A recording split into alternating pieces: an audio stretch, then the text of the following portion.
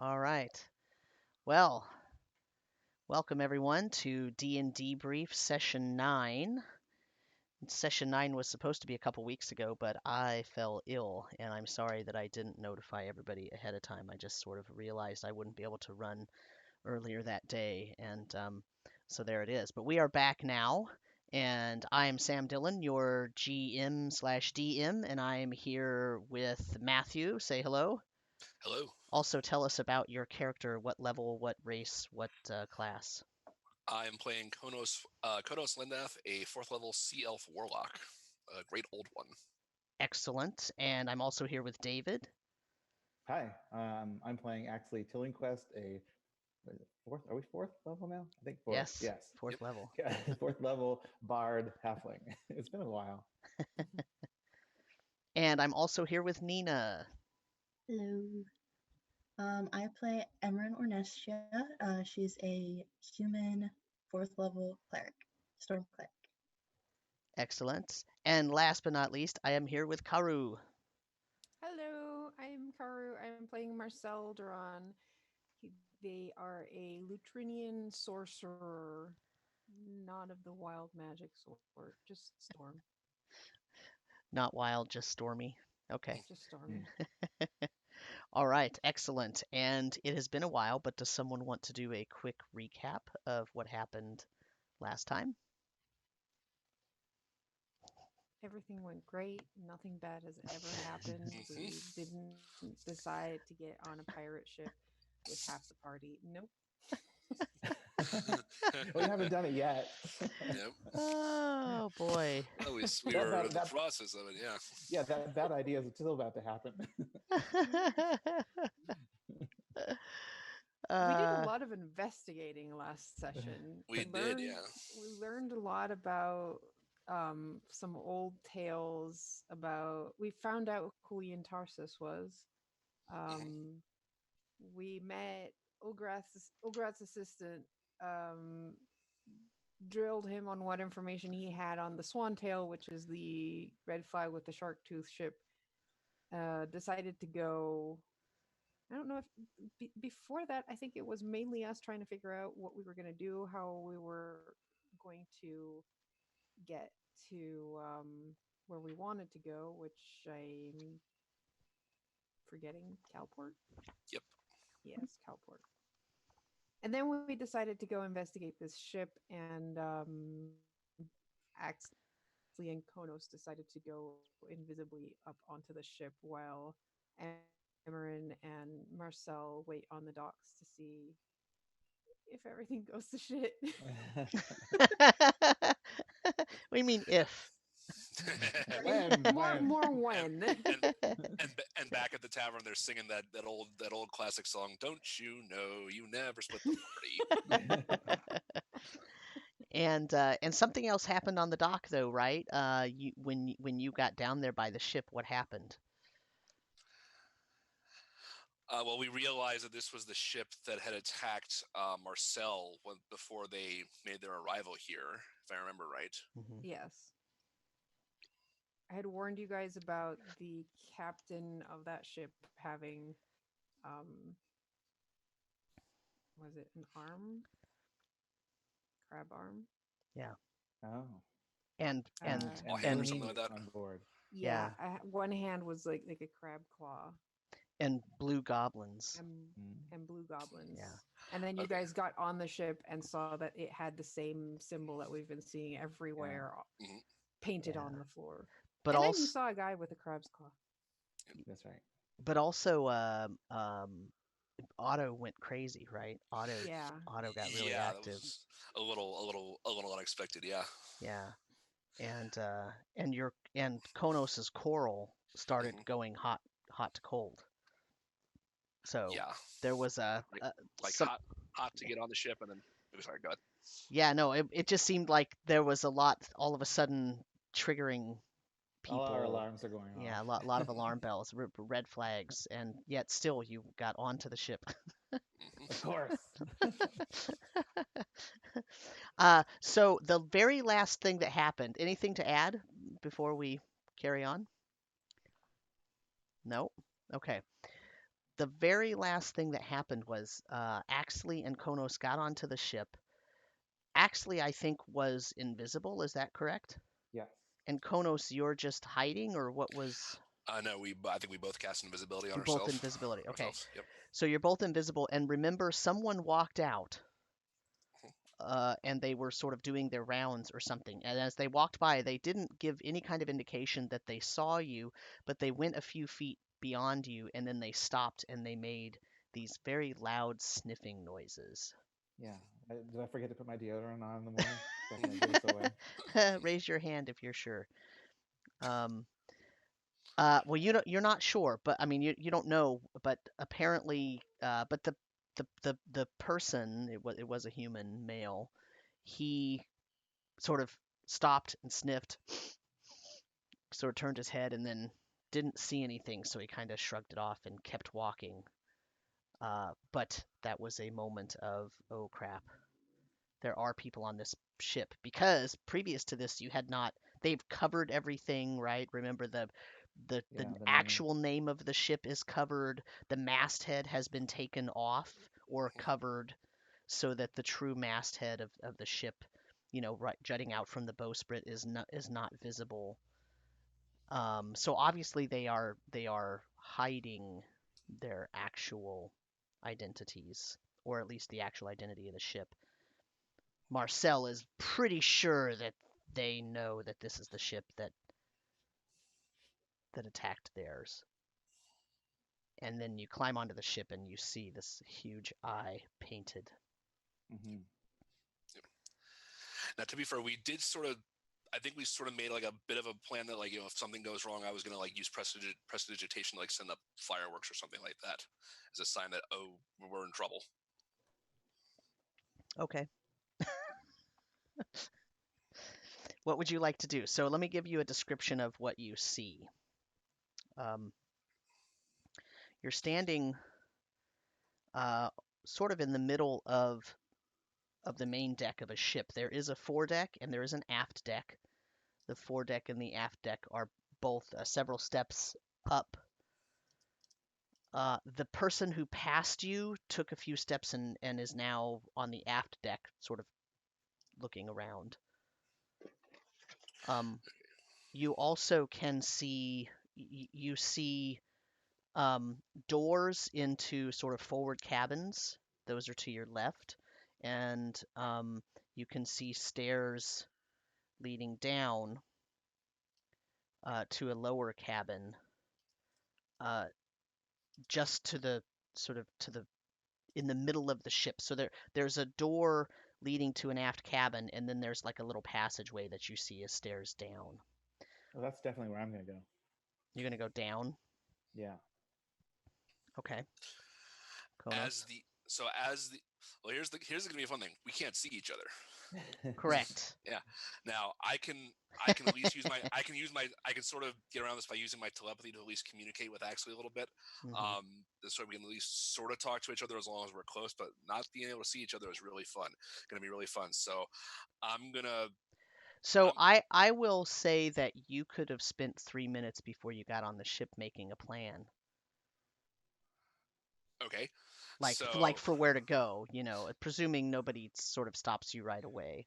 right. So I think we were told like the Marcel's sword was I think either in the captain's cabin or the captain was carrying it themselves.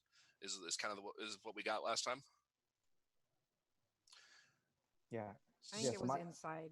Yeah. I was yeah. gonna I mean, say, I think we need to go into as far into the ship as we can to see what they're hiding and who's on it and what's going on. And that's going to take some exploration of the depths of the ship. So that's Yeah. why I'd be heading for any stairs that go down into the hold area, the captain's cabin area. Yeah, I To think see that what's that going. that aft doorway kind of leading down is probably going to be the first place to go. And as the person walking on the deck has been walking along, I want to like keep a keen eye and ear out, just watch where he steps and listen for like any kind of creaking floorboards, creaking deck boards or anything like that that Okay. would make noise. So I want to try to be as quiet as possible with this. Okay. Speaking of that, why don't both of you give me a stealth check for the sound? So not for being visible, but for the sound that you might be making. Natural 20. Excellent. 15 plus 6, so 21. Excellent. Okay. I'm at 25 total. Nice. Okay. So, are you both going to go downstairs, or is one of you going to stay, on the main deck so that you can? I don't think we planned that far. I think we do. I think Okay. best I think to it's gonna be stay. very difficult to try to coordinate our actions when we're both being invisible and quiet. Okay. So you Yeah. so okay. So then I will ask you individually then. So Axley, what are you doing after that Yeah, gentleman passed? Yeah, I want to make my way to the stairs and go down. Okay. And Khonnos, you're keeping an eye on that person. Yeah, but I would want to move in the same direction as Axley as well. Okay, sure. You see that the person gets up on the aft deck, and he's obviously like he's making rounds because he's making guard rounds. He's securing things and making sure no one's on deck, obviously, and that nothing is out of place and nothing is being disturbed. And he's spending a few minutes up on that aft deck, so you can easily make it over to the stairs that go down. Okay. So both of you go down the stairs, and you find yourself um, in a level of the ship that you would uh, probably both of you would know that this would be called the firing deck because you've been around ships and whatnot for long enough. But basically, this room, this whole deck, this entire deck, it has uh,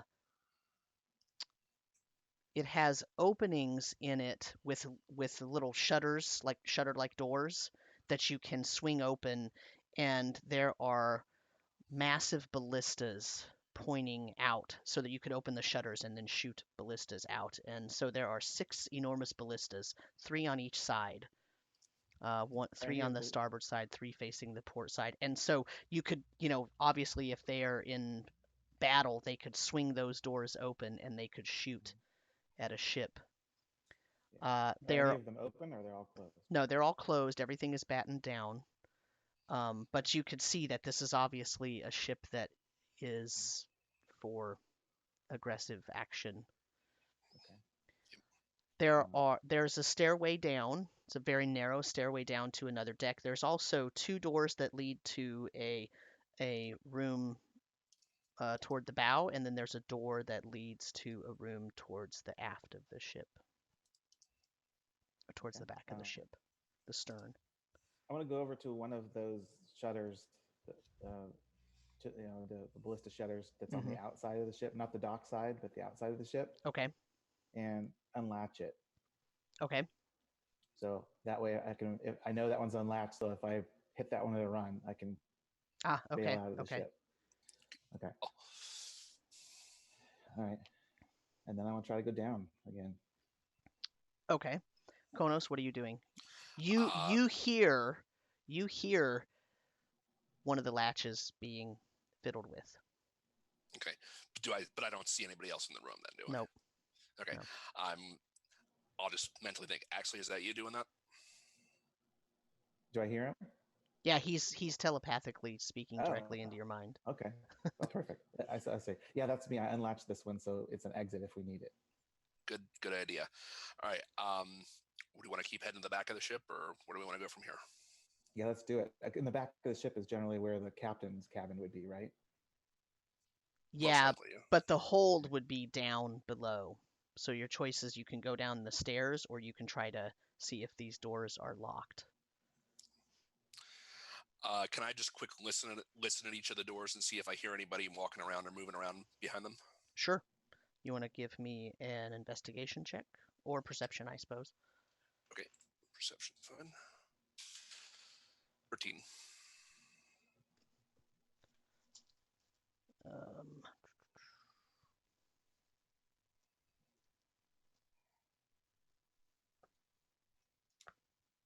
You do not hear anything. You hear the creaking of the ship as it rocks gently in the water. Okay. All right. I'm gonna in the telepathic voice, I'm gonna sing song a little dirty limerick of inspiration and give an bardic inspiration die. Okay. A little dirty limerick. I want to hear it Yes. now. I can't think that quickly on my feet. There once was in the water floating a duck, and yeah. Okay. So what would you like to do? You want to check the doors to this back room? Yeah, if listening at the two on this level isn't I'm not hearing anything, then yeah, it would keep moving aft and back and down. Yeah, let's Okay. do that. So just to be clear, not down the stairs, but back to looking at one of these doors. No, so we would no, I mean so there's a stairway that's leading down further aft to another deck. Yes, correct. That's what I want to go for. Okay. And Axley, are you going to go down or are you going to check the doors on this level? Yeah, I want to go down. Okay. So both of you go down, and you go down the stairs. It's now a very, every level that you've gone down, the stairs have gotten narrower. So now you're in this very narrow area. But the room is brightly lit. It spans almost the entire length of the ship. And the reason it's brightly lit is because there are torches every few feet hung in sconces on the walls. And hanging from the support beams in this room are these strange, it seems like oozy, fluidy, translucent sacs of blue stuff. And under each of them, they're hanging from the sort of rafters. The deck isn't very this floor of the ship, this deck is not very tall. I mean, it's still 8 feet tall, but it's not 10 or 12 feet tall. And hanging from the rafters, about 2 or 3 feet apart, all the way down on each side near the sides of the ship, are these weird sort of congealed masses of this almost translucent blue material sort of hanging, almost like they're about the size of a large bowling ball. And it's almost like almost like a transparent skin that's holding this weird sort of translucent ball. And they're dripping a little bit, and under each of them is this very small bucket. And then next to each of them, sticking out of the wall, there's a little sconce that's holding a very sort of small torch. But the torches are lit, and they're creating enough light for you to see everything in the room. But they're also obviously close to these items. And then in the middle of this deck are several crates and boxes, a couple of barrels, and one really very large metal barrel, like 3 times the size, 4 times the size of a regular barrel. And then there are 2 doors leading to rooms in the back of the ship, in the back of this hold, and then there is a door leading to the front. And then all along, about every 2 or 3 feet, so that there's about 10 of them on each side of the ship, are these weird bowling ball size hanging things. And so that's the primary use for the hold. Is they're trying to? It seems like it's favoring those strange hanging things versus storing. Well, it is, but that means that since that stuff is hanging there, normally you would want to probably arrange your stored goods in the hold so that the weight is distributed evenly. And so you would have them against each wall and whatnot. But in this case, they've moved everything to the center. So all of the boxes and everything are all in the center. There's a ton of crates in there, and there's several barrels. Some of them stamped with different words and some of them not. And then there are a couple of boxes in each corner. And then there's these things hanging on each side of the hold. And then there's 2 doors in the back leading to what's probably 2 separate rooms. And then there's a door leading to a front room. Okay. Can I take a closer look at one of the hanging blue sacks and just kind of get a closer look at it and see like what's inside of it? Sure. Do you have night vision? I believe I have dark vision. Just a moment. I mean, it's light in here, so it doesn't make that much of a difference right now, but I do. I was just curious. Okay. So this you get closer to one of these little hanging sack things, and it looks like an egg. It looks, if you've ever seen like a salamander egg or a frog egg, they're kind of clear and translucent, transparent almost. A little bit cloudy inside, with something living inside, kind of slightly moving around, pulsating a little bit because it's alive and the heart is beating. And what it's hanging from is this weird sort of sticky jelly-like substance that's sort of hanging down, and there's a bowling ball shaped kind of egg in each one. And as you look at it, you see that the thing in it is moving around. It's moving around and shifting, and yeah. Can I tell like what it is or what kind of creature it might be just from looking at it like this? You're looking at one side. If you would like to sort of walk around and look at the entirety of it and try to sort of see above and below it and all that, is that, do you want to inspect it that much? Yeah, just kind of walk around it. Okay. What was your perception roll? It was a 13, I believe. Okay. As you, well, so before we do this, Axley, what are you doing? I want to go check out the big metal barrel. Okay. This is a humongous metal barrel. It seems like the walls of it are relatively thin. If you knock on it, it sounds, I mean, if you just barely tap on it, it doesn't sound hollow. It sounds like there's something in it. But it doesn't feel super heavy. Like it's not this giant steel barrel. It's more like a very thin-skinned metal barrel. And it's made of several different panels, and all the panels are riveted together. And you could tell that it's got some pretty nice workmanship, but it looks just like a enormous barrel, but you don't see any sort of spigots. Normal barrels will have an opening for you to open it up and fill it at the top, and then there would also be like an area for a spigot so that you could actually drain some things out of it. Do you want to give me a perception check if you want to look further for more details? 17 natural, and then let's see. Okay. As you're sort of feeling around it, you do see sort of a almost a small, very tiny hidden button on the lower left-hand side, sort of under where it's on a like almost a barrel stand, and sort of right under that. Very, very hard to see, and you barely felt it. In fact, you went over the whole thing twice, and you didn't feel it the first time. The second time you felt this little button. You have a feeling that if you push it, something might change.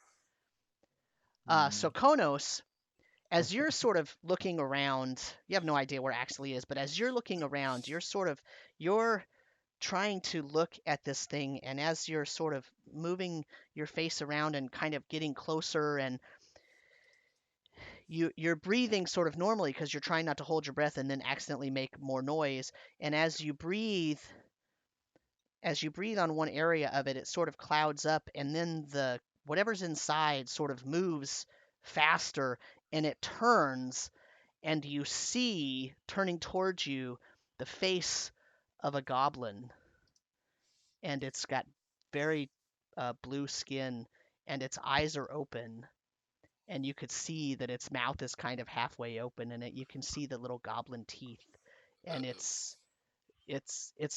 moved as you breathed on it, but it doesn't. I mean, you could see the eyes are open, but it's not like it's looking at you. It's more like because you breathed on it, it triggered it to sort of shift into that position, Right. and so that's what it did. But it's Is- definitely a Tells you goblin. mama. It's definitely a goblin face. Yeah. Is this the size of like a normal goblin or like a baby one or? It's probably the size of a young goblin. So this would maybe be, I wouldn't say baby like a little helpless crying baby, but I mean it's not a full-size goblin of any goblin that you've ever seen for sure. Okay, I'm just gonna carefully back away from that. Okay. Axley, what are you doing? Oh, so tempting. my invisible fingers hovering right above the button. I'm gonna say telepathically, this strange large barrel. It seems like it's full of something, but not quite. It's not quite solid, and there's a hidden button on the side. I'm Okay. not quite ready to push it, but He I'm says, very "Push it, curious. push it." To be fair, I don't hear. I don't know if I hear that or not, but there is a big part of me out of character that just wants you to push that so badly because I think I know what this is, and if I'm right, I will be so excited. But I in character, I guess I would think let's.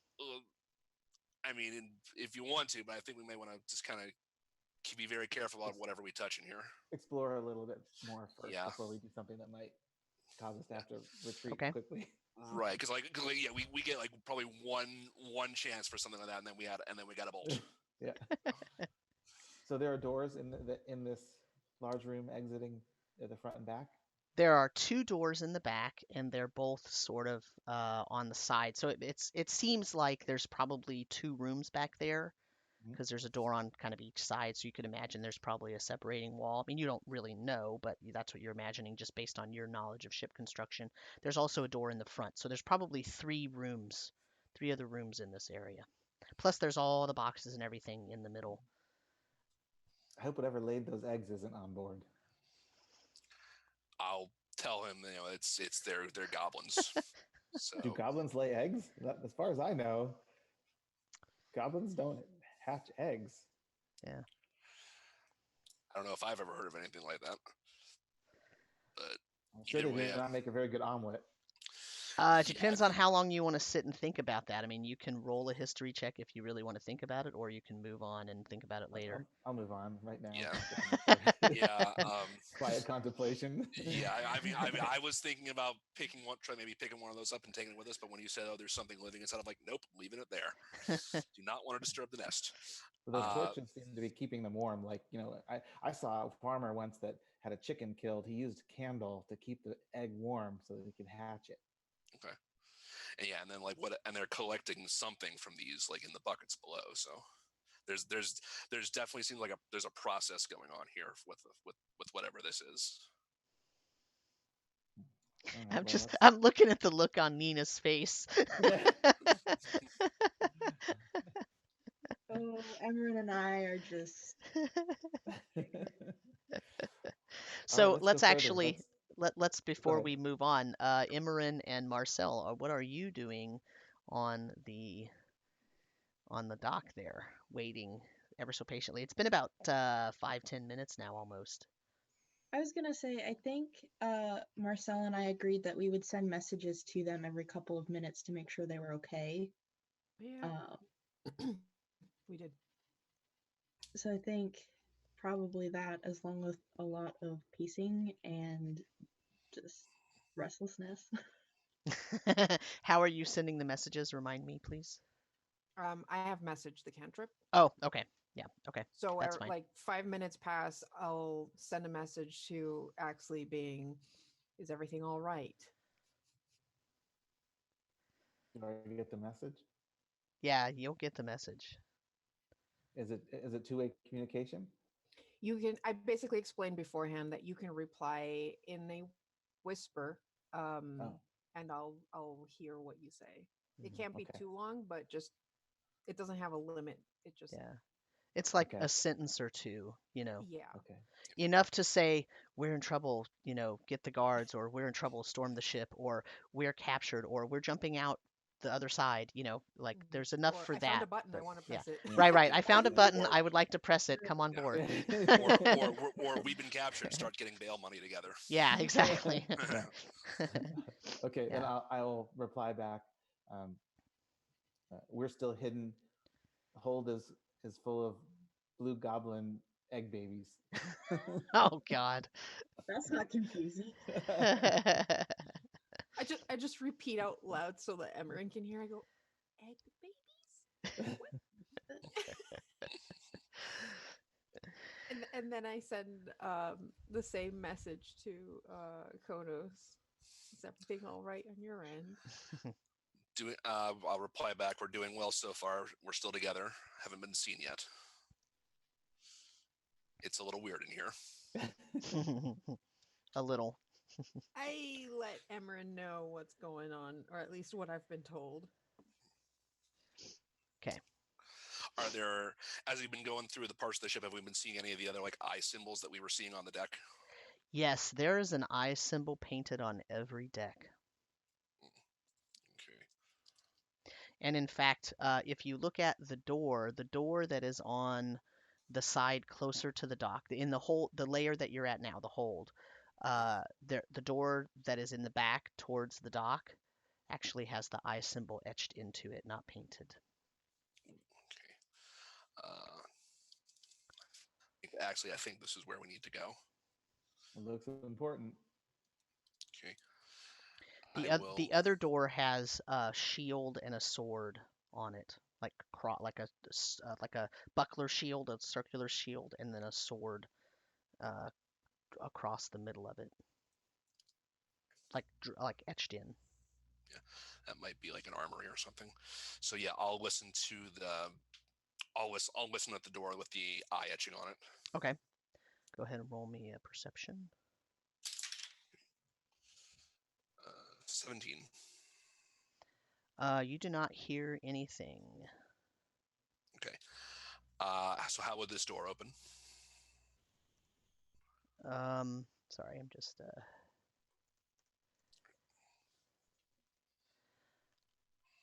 how would it open in terms of out or in, you mean? Yeah, would it open outwards or inwards? Is there a handle, a It latch? would open out. There is a handle. Okay. I will. All right. I'll think to Axley. I'm going to stand back a little bit. I'm going to try to open this door. I'm just going to, to turn the handle and try to carefully and quietly pull it open. He doesn't know which door you're at. Axley, which door would you like to go to? Well, I guess I'll just wait to see which one opens. The one with the eye on it. Okay. Okay. It is locked. Okay. Let's see. I think it's locked. Do you have anything that could get this open? That's where the valuable stuff is then. I don't think I have a lock picking skill. Do you have thieves' tools?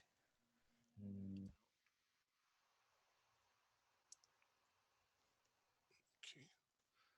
Then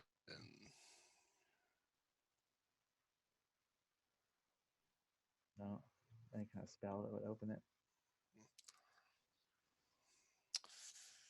neither do I. No, I don't have anything. Okay. So then we need a key to get in here. Okay, and I have a hunch where that might be. Going back up. Let's try the door with the sword and shield on it and see if that can get that one open. Okay.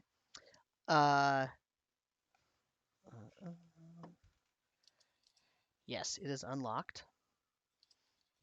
Okay. I'll try to quietly open that. Okay, you open that door, and it's a relatively small room. It's only about like 6 by 6. I mean, barely the two of you could fit in there if you could see each other. And along each of the walls, it's roughly rectangular. I mean, so I guess it's more like 6 by 9 maybe. There are racks lining each wall with various different items hanging on them. Let me describe a couple of the items that are hanging on them, okay? There is a... I gotta go to my list and figure out which ones were in that armory. There is a sword that actually matches the description of what Marcel had talked about with their captain's sword. It's like it's almost a like ceremonial longsword rapier type specialized weapon. It has a gleaming gold handle with a couple of inset gems, and it looks reminiscent, or at least like it might match what Marcel had described. You can't be sure because you've never seen the sword that Marcel described. There are 2 sets of shackles that have weird symbols etched into them, hanging on one of the pegs or on 2 of the pegs. There is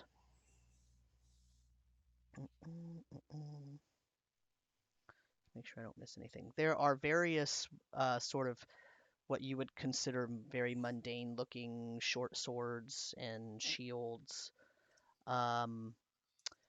There are 2 oddly shaped, they're sort of rounded contraption, but they look like they're made of bands of metal, and the metal has things etched into them that catches your eye. There is a javelin on one of the racks that has a symbol of a lightning bolt etched into it. There is another sword that is in a hilt that looks quite a bit more polished and more well cared for slash made of higher quality than what you would consider the mundane items there.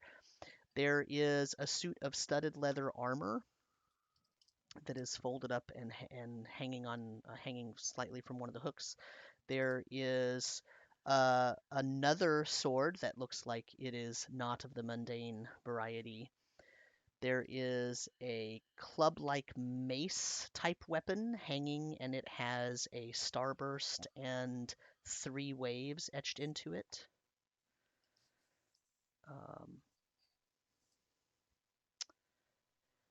Now, when you're invisible and you pick something like this up, does it turn invisible with you? I was going to ask that too. Yeah.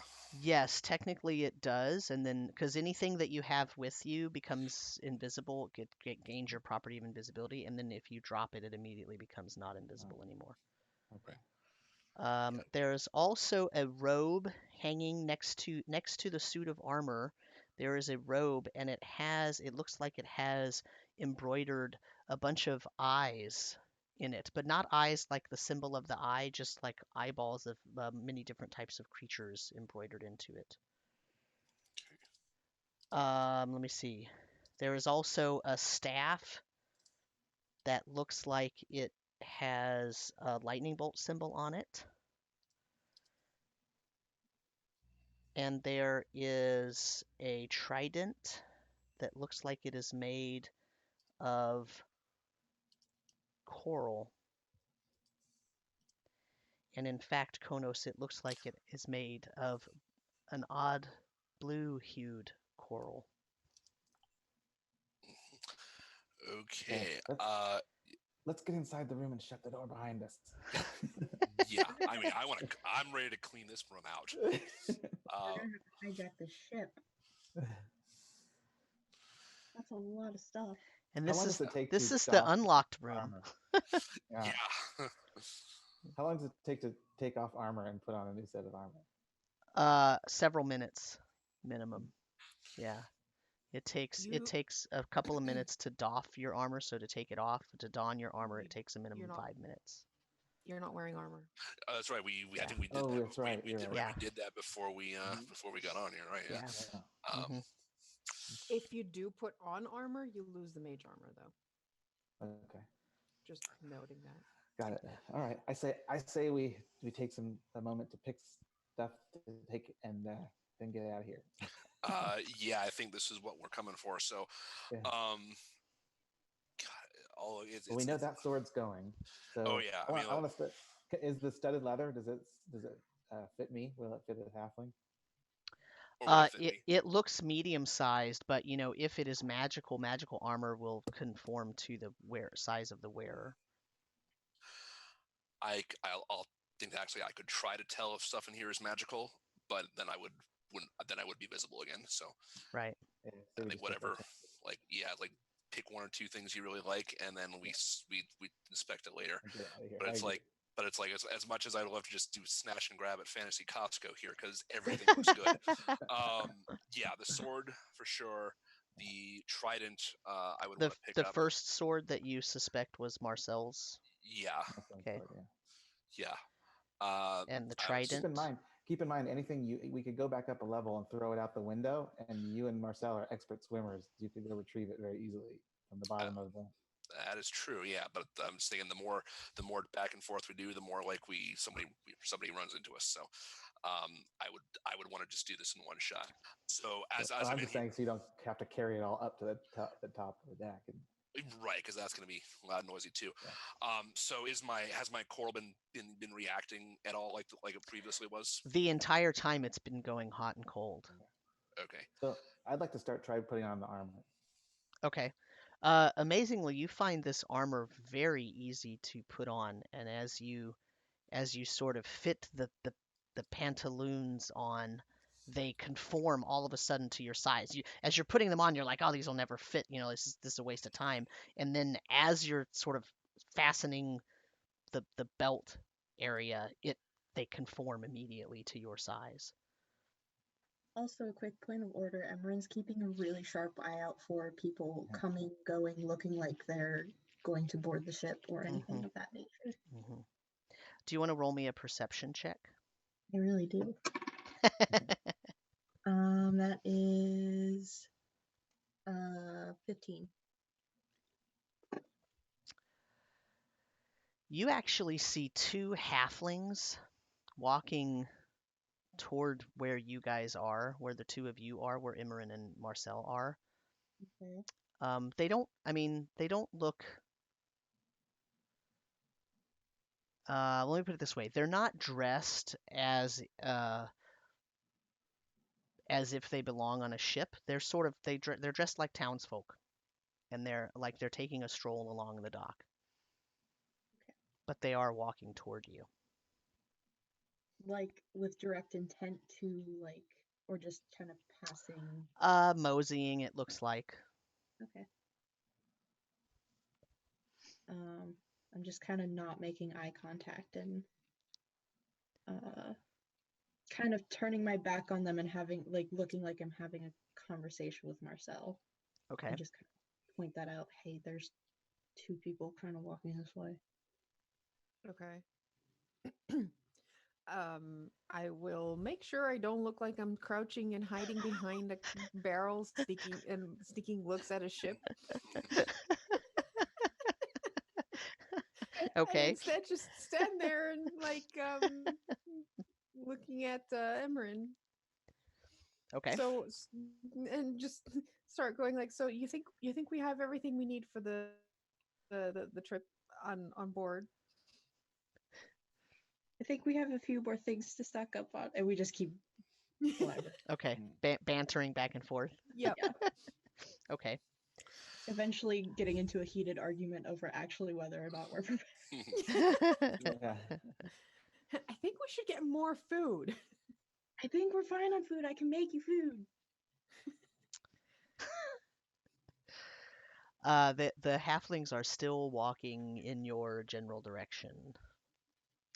Axley, what are you doing? You now have a suit of armor on. Are the nice swords that you described, two nice swords? Do either of them have a belt? Are they on a belt? They both have hilts, and you can fasten them to your belt as you see fit, or Okay. to your backpack if you have one on. All right, I'll fasten it to my belt, and thinking of Emmeryn, I'll grab the mace and I'll say, "Okay, I'm good. Let's get the hell out of here." All right. Okay. While Axley's been putting on the armor, Khonnos, I would slip on the robe with the eyes on it, Okay. and then I would want to grab the sword, the trident. Sorry, the sword that we think is Marcel's sword, the trident, and the javelin. If I can carry all of that. I thought Axley grabbed the sword that was. So We both go for the sword. there's a No, I sword grabbed that a sword. yeah, there's a sword that One looked like it came from that Marcel described. There was another sword, actually two more swords. One of them looks quite ominous, has like a skull on it, like a skull design on it, and one of them has like almost like knot tying symbols on it, etched into the hilt. Okay, I'll take the knot tying one. Okay. I want Okay. none of that. I would just then I would take the one that we think is Marcel's, Okay. and then the trident and the javelin and the robe. Okay. If I can carry all this. Yeah, when you put that robe on, all of a sudden you can see in all directions. Whoa. It's like you see out of every eyeball on that robe. So you're seeing, and not only do you see in all directions on the ship, you actually are also catching glimpses and images from something happening in a far off place that you can't even see. Every once in a while, when you turn, suddenly you see like this flash of image in your mind of something happening in this sort of. It's almost like you're looking through a fog and you're seeing something, but you're not really understanding what's happening, and then it goes away. It's only a couple of seconds, split second. Okay. Am I like being disoriented by suddenly being able to see in 20 directions at once, or? No, it's almost as if you just suddenly have the sensory awareness of having eyes in the back of your head, but also in the back of your legs, in the back of your back, Okay. in your The back of my arms. eyes. But it just feels like natural. It's like your brain suddenly can perceive that, and as if it was ready for it almost. Okay. Then let's grab what we can and let's go. Okay. And yes, we can push the button on the way back. I wasn't going to ask permission. There's a button that needs a pushing. Mm-hmm. Okay, so let me just make sure I got this straight, just in case you don't go back to get anything else. Khonnos grabbed the sword that he thinks was Marcel's captain's. Mhm. Also the javelin. Yep. And the robe with eyeballs on it. Yep. And the trident. Yes. And Axley grabbed the other sword with the sort of rope design on it. Yeah. Mm-hmm. And the mace that had the starburst and the 3 waves on it. Yeah. And the armor that he already put on. Yes. Do you want to grab anything else? You could probably grab one more thing. What else was there? So there's also There's another sword. 2 weird round things made of iron bands with symbols on them. Yeah. Another sword with a skull on it. Another a staff that had like a lightning bolt on it. Yeah. I want the ring things. Okay. With the symbols. Okay. Yeah. Okay. Lightning bolt staff, dime a dozen. Who wants that? I want the decoder rings. Decoder rings. Okay. So now you can. What would you like to do? You're gonna go out and press that button. Oh yeah, I say, hey, Khonnos, I recommend you get a head start. Yeah, I mean, let's make our way back to the exit we made for ourselves, since we're going to pass through there on the way back. But I would want to stick around and see what this thing Oh, is okay. going All to right, do if you're too. waiting, So well, at least get up by the exit. yeah, All right, here we go. 3, 2, 1. Okay, One so and a half. is Khonnos like up the stairs or on the same level? as the room with the barrel. Yeah. I'll be in the same. I'll stay in the same room, but I'll be near the stairs and near the exit, just being ready to move out in case something bad happens. Okay. Are you guys telling Marcel and Emmeryn what you're doing? Are we still in contact? Well, you can. I thought it wasn't active all the time. It isn't, Well, but I am but Marcel is doing it every checking in 5 with you. minutes. Yeah. Oh yeah. I don't know how long it's been since the last communication, but I feel like it's probably been 5 minutes because it probably took you that long to Load all that stuff up, but yeah. So yeah, I'd Okay. probably be checking in and going like, so is everything still okay? So far, no hostility. We're making our way back up secretly, but the world may explode in 1 second. Oh boy, that's I think they're always gonna do lovely to something hear. stupid. Oh, we've already crossed that line. We're way past that.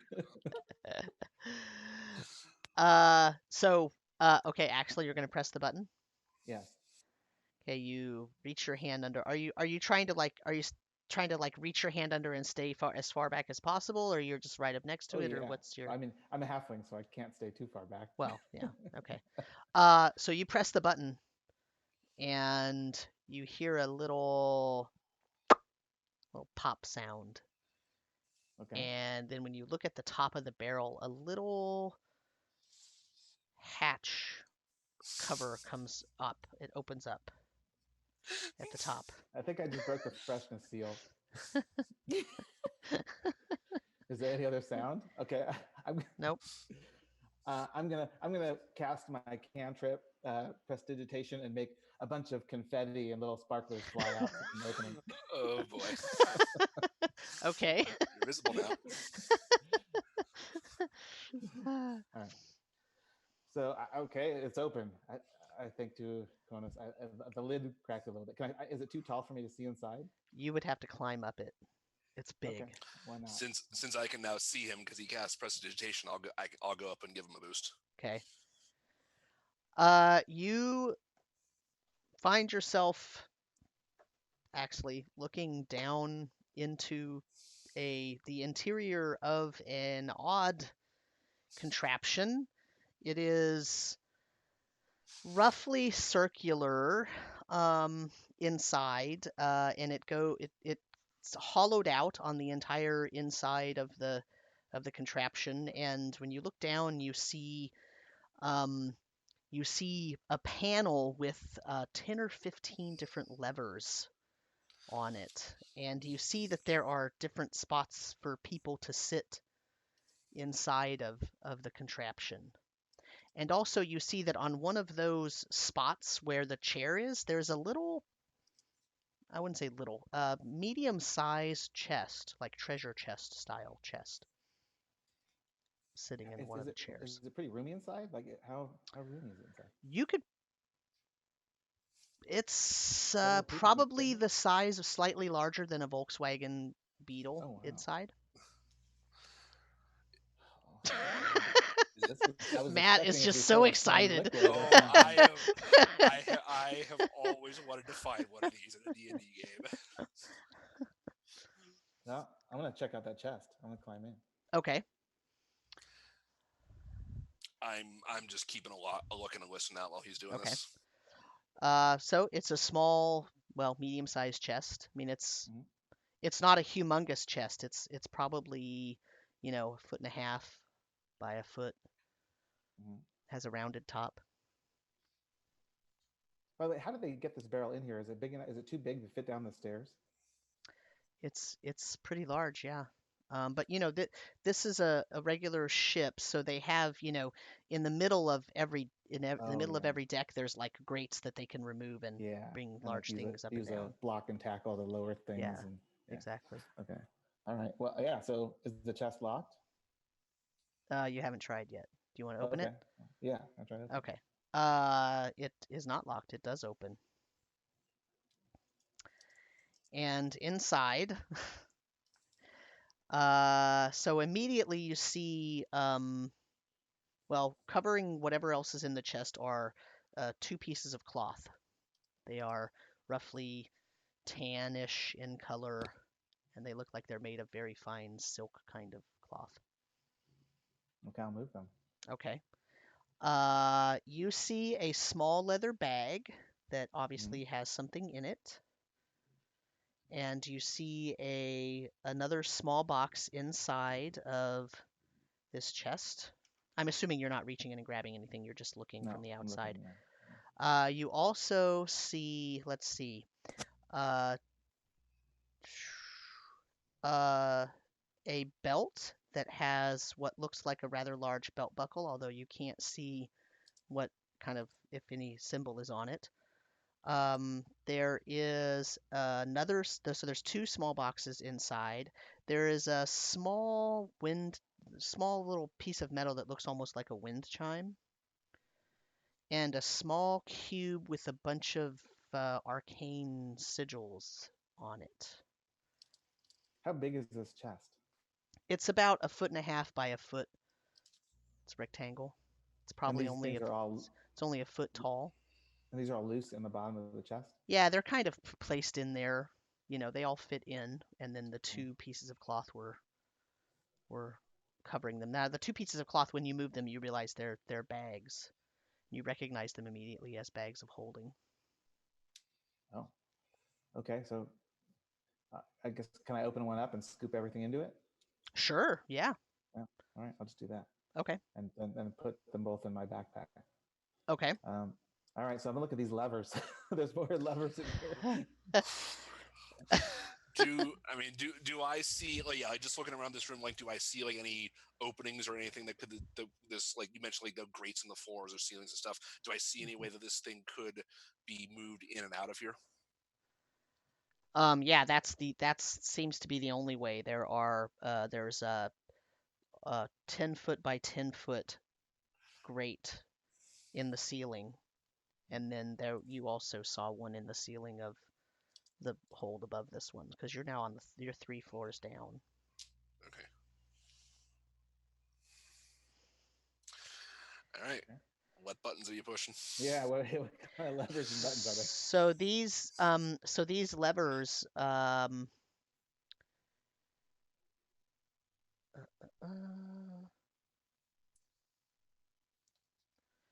they are all in a row, and they're you can obviously tell that you can move each of them up and down, and they're all in the sort of middle neutral position, every single one of them.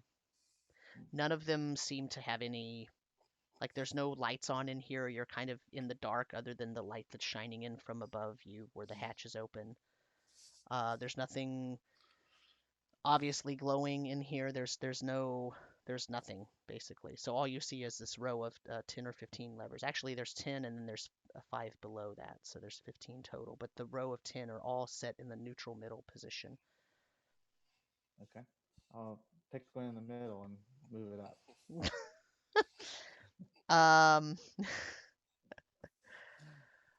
Okay. You pick one in the middle. Nothing happens. Okay, I'll move it down. Nothing happens. I'll pick one of the end ones and move it up. Which one? So out of the 10, which one are you? Far left. Far left. Okay. Yeah. Where's Khonnos at? I would be by the barrel, since I boosted him up to help him get in it. Okay. Although there's a niggling voice in the back of my mind thinking, did I remember to close the armory door? Yeah. So, meanwhile, let's put that on hold for a second. Yeah. Meanwhile, outside, the 2 halflings have gotten up pretty close to where Marcel and Emmeryn are. And as they get closer, they stop. They slow down a little bit, and they kind of stop their conversation. And then they continue walking slowly until they get up next to Emmeryn. And one of them says, "Hello there.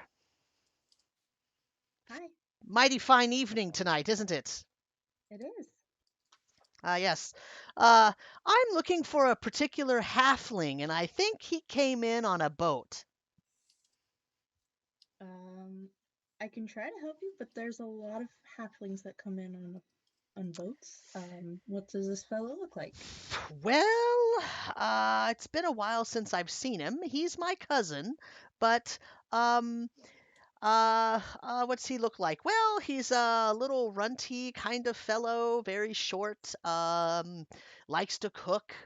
Last time I saw him, he had a handlebar mustache and a goatee. Yes, he likes to wear cook's clothing, and so he often has, cook spills and everything all over him. Have you seen him? Um, are you talking about Axley? Axley, you do know him then. I do. Yes, Um, that's exactly who I'm looking for. Have you seen him? Where is he? I believe he's staying at the Swimming Sword Tavern. Have you checked there? I did. They said he was down by the dock. Oh, you must have passed him then. I think he went back there. Oh. Do you want to roll me a deception check?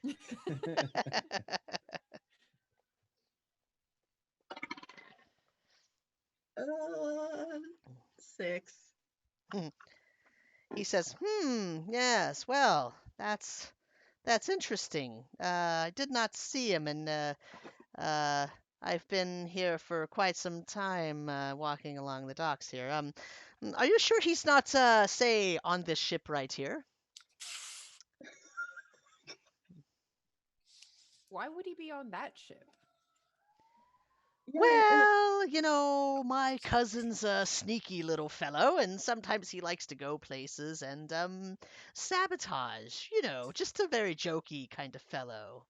I see. And what makes you think he would want to sabotage that ship in particular? Oh, I don't know. It's a large ship. It probably has something very valuable on it. Maybe, but why not Dawmer! any other of the Dawmer's the ships? name. And he puts out his hand to shake your hand, Emmeryn. Dahmer? Dawmer Brittlespoon. Very nice to make your acquaintance. Axley, do you want to roll me a perception check? Perception check. Okay. Yes. You opened one of the hatches on the outside of the ship, so it's possible you're hearing this Okay. conversation. 7 plus 4, so 11. No, you don't hear it. Khonnos, do you want to roll me a perception check? Sure. Natural 1. No, you don't hear it either. Dawmer Brittlespoon. So tell me, Dahmer, why are you looking for Axley? Oh, well, I haven't been in town very long, and I'm only going to be here for a couple of days, and I just wanted to meet and say hello. It's been a very long time since I've seen my cousin. Oh, cousins. Yes. Has Axley mentioned anything about his family? I don't think to anybody, no. Okay. Odd. He's never mentioned you to us. Oh, he hasn't, huh? Well, that goes to show you how grateful he is. But anyway, well, that's too bad. But you say he's staying at the Swimming Sword, I believe so, yeah.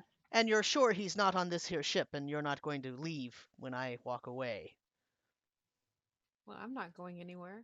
And honestly, I would not go near that ship, to be fair. But I'm sure we can let Axley know you're looking for him. He kind of furrows his eyebrows. He Unless says, you prefer not. But you're standing right here near the ship, so what do you mean you wouldn't go near it? You're near it right now. Well, nearer than this. It's not our ship. Why would we get any closer? Oh, I don't know. Folks like you, they appreciate a good ship, right? Your people, your ones, your Well, people, your yes, folks. but I can appreciate it from this distance just fine. Hmm. I've never met a cowardly Lutrinian. I'm Ouch. not It's interesting. I'm not the kind that goes meddling in other people's affairs. Oh, pardon me. I didn't realize I said that out loud. I'm so sorry. Uh, pardon me. I, uh, okay, well, I guess, if you just give him a message for me, would you please? Since you obviously know him, I'm gathering, yes? Yes. Yeah. Tell him Brittlespoon's looking for him, and he better contact me before he leaves, okay? Will do. Excellent. And I owe him a where drink. are you staying? I will be staying at the Swimming Sword Tavern as well. Okay, that will make it easier for him to find you. Excellent. Come on, Boone. And he elbows the halfling next to him and he turns. And as they get about 5 steps away, he turns and he says, "Oh, yes, and one last thing. Um, this is a little bit of a private family matter, so please don't mention to anyone that I've contacted him. He'll be embarrassed, you see, and I don't really want to embarrass him, as uncouth as I may seem to you right now. I'm not actually. I would like to just speak to him before he leaves town." I think we can arrange that. Excellent. And then he sort of gets a very serious look on his face and he turns on his heel and he walks in the other direction. I kind of look up at Emmeryn for a second, wait for them to keep walking away, and then just grab my copper wire and go, "Hey, Axley, do you know a Brittlespoon?"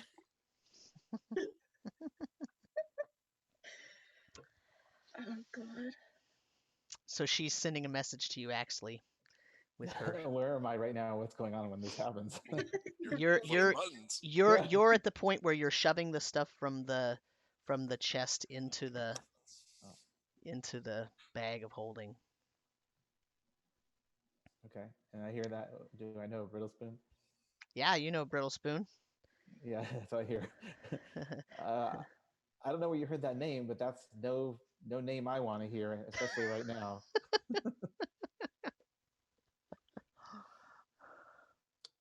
I'll send another message going, "Really? Well, Dawmer Brittlespoon says he's looking for you and nearly went up onto that ship looking for you."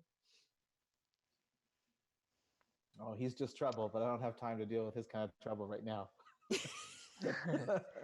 As Put that one in the Marcel trouble queue. uh Marcel and Emmeryn, can you roll me a perception check, please? Ooh, natural one.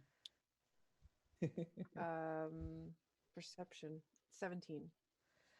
Marcel notices that as Brittlespoon was being loud and boisterously talking, the person that was on the deck on the top part of the ship came to the side to look to see what was going on. Do I note it? Do I see him clearly? Like, Probably clearly clear enough. to notice. Roll like, do I a history recognize him? check for me. Oh boy. History is 15. He is very reminiscent of the first mate of the ship that attacked your ship, but there's something different about him. Okay. Well, I'm going to turn to Emmeryn as if I just like glances in his direction, look at Emmeryn. It's like, well, we should head on back. I think we've done enough discussing. I think that's wise.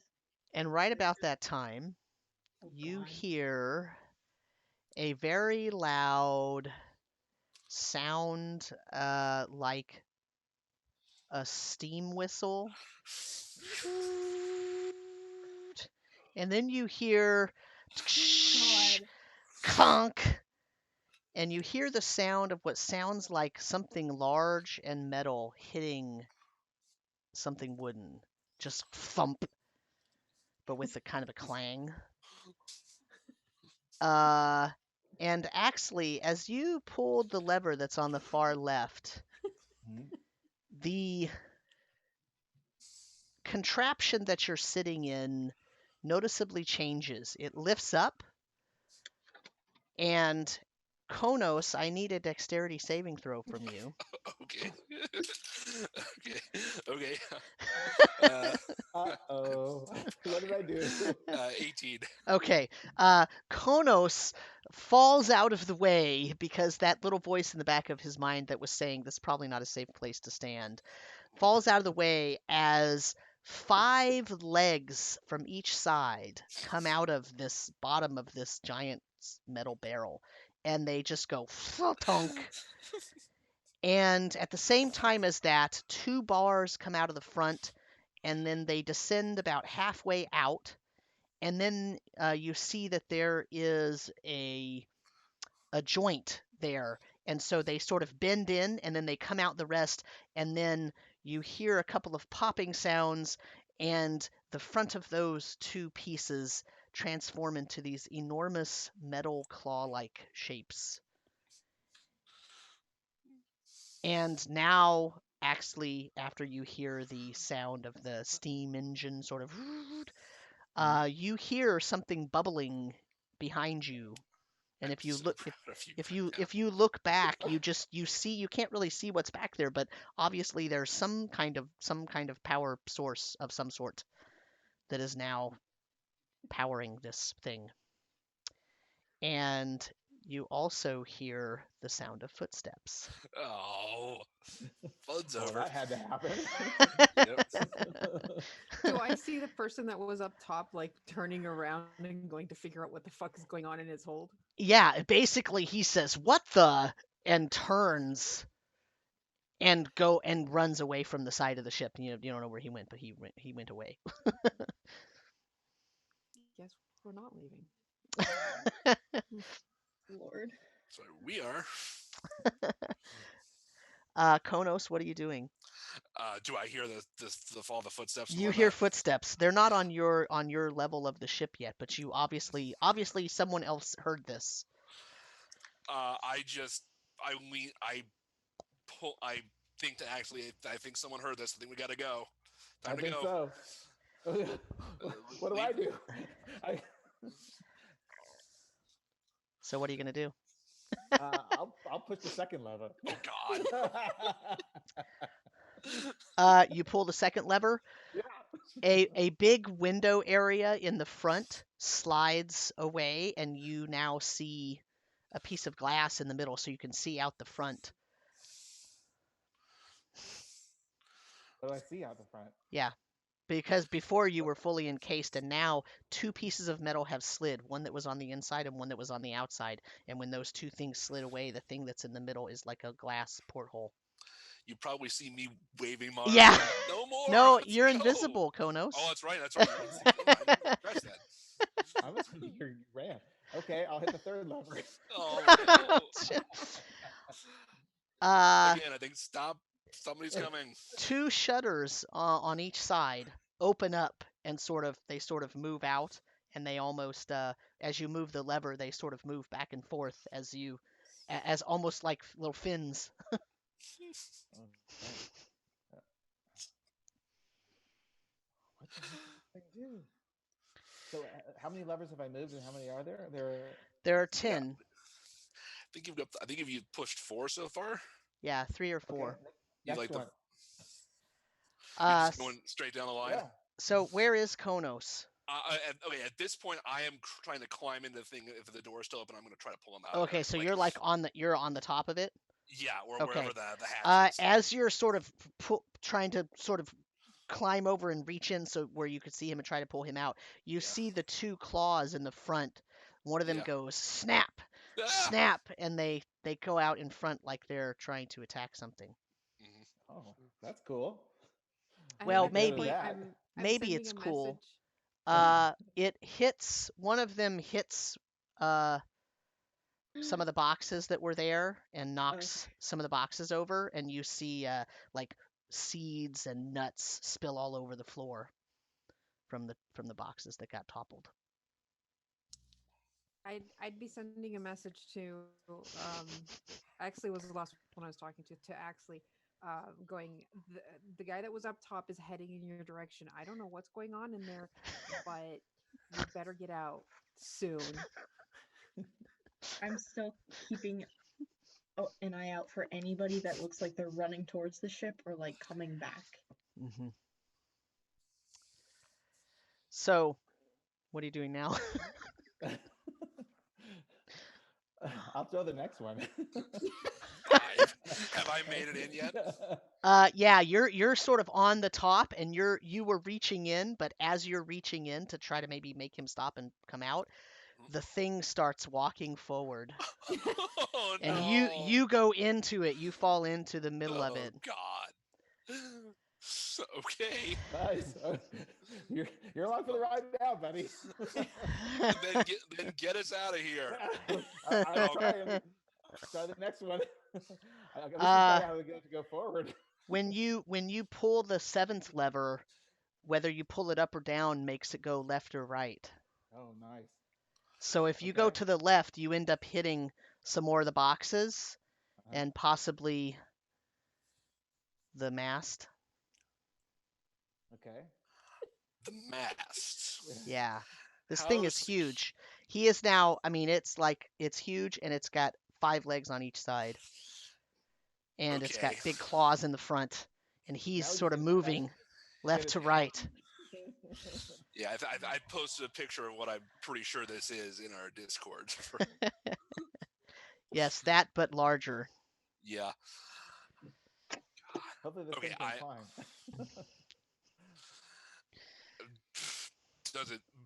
Silly question, does it look like it might fit up the stairs in its current state? It will not fit up the stairs. Yeah. Right.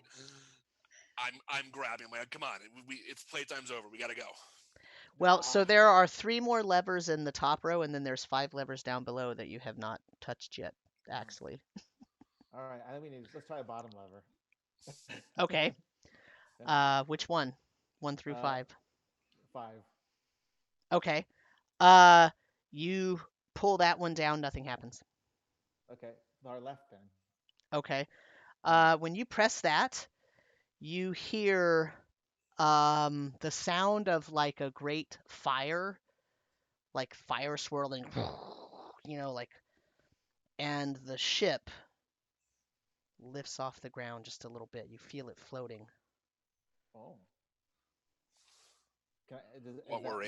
Is that lever now fully down?